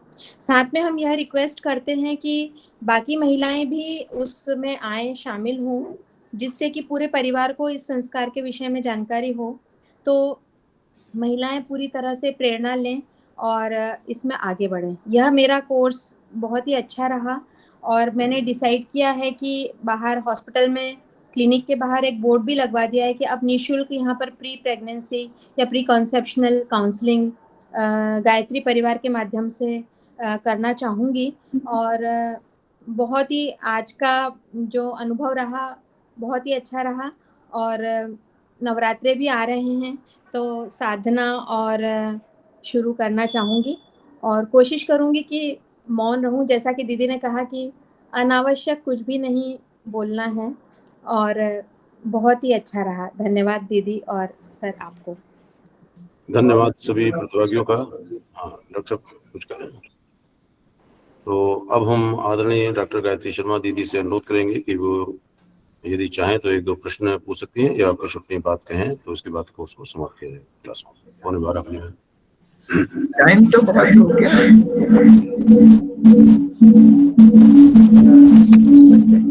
जरा सा घर का ऑफ करिए।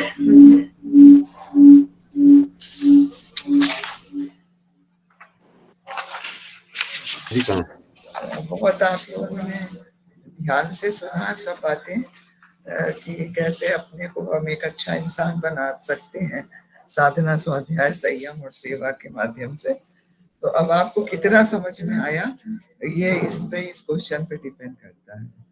आंसर पहले सुन लीजिएगा, फिर एक उसका जवाब दीजिएगा। चिंतन क्या है?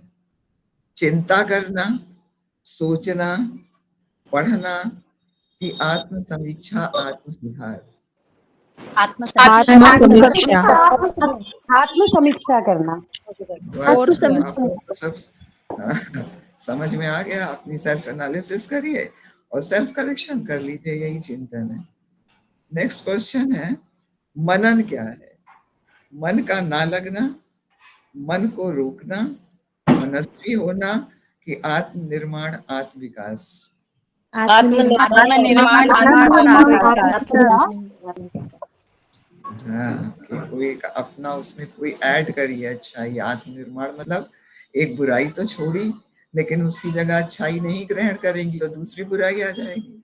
तो इसलिए एक अच्छाई ग्रहण करिए और उसी को विकसित करिए अपने अंदर और पूरे समाज में। वो हो गया आपका मनन। अब एक और क्वेश्चन और है, उपासना से कौन सा लाभ होता है? उपासना जब आप करती हैं, इष्ट के गुणों को धारण करना, इष्ट के सामने कपड़े पहनना, इष्ट के समान तिलक लगाना, इष्ट के समान बाल रखना। इष्ट के गुणों का धारण करना। इष्ट के गुणों का ध्यान करना, धारण करना। इष्ट के गुणों को धारण करना। अब जैसे रामचंद्र जी का आप उपासना कर रही हैं, तो उनके मुकुट का और उनके कपड़े का थोड़ी उनकी तरह तिलक थोड़ी लगाएंगी। आप उनकी तरह कैसे हम एक आदर्श पिता बन सकते हैं, एक आदर्श पति बन सकते हैं, समाज के लिए कैसे हम एक आदर्श नागरिक बन सकते हैं, तो उनके गुणों को धारण करना, ये होता है उपासना। जैसे आग के पास बैठने पे गर्मी आ जाती है, वैसे इष्ट के पास बैठने से अगर गुण नहीं आए तो उपासना का लाभ नहीं होता है। अच्छा, नेक्स्ट क्वेश्चन है, संयम के अंतर्गत क्या आता है? समय संयम, विचार संयम, इंद्रिय संयम की उपरोक्त सभी? उपरोक्त सभी। ठीक है, बहुत आप लोग को समझ में आ गया है। पतन निवारण की सेवा का क्या अर्थ होता है? भीख मांगने वाले को पैसा देना, चिकित्सालय बनवा देना, अनाथालय बनवा देना, या दुष्चिंतन को उत्कृष्टता की ओर मोड़ देना? हाँ, विचार जो गिर गए हैं उनको विचारों को ऊंचा उठा देना, यही है पतन निवारण। बहुत बढ़िया, आप लोग को तो सब समझ में आ गया। अब 100 आउट ऑफ 100 मार्क्स मिलना चाहिए। ठीक है, अब लास्ट डे है कल आपका, तो कल थोड़ी बहुत आप लोग के जो क्वेश्चंस बचे हैं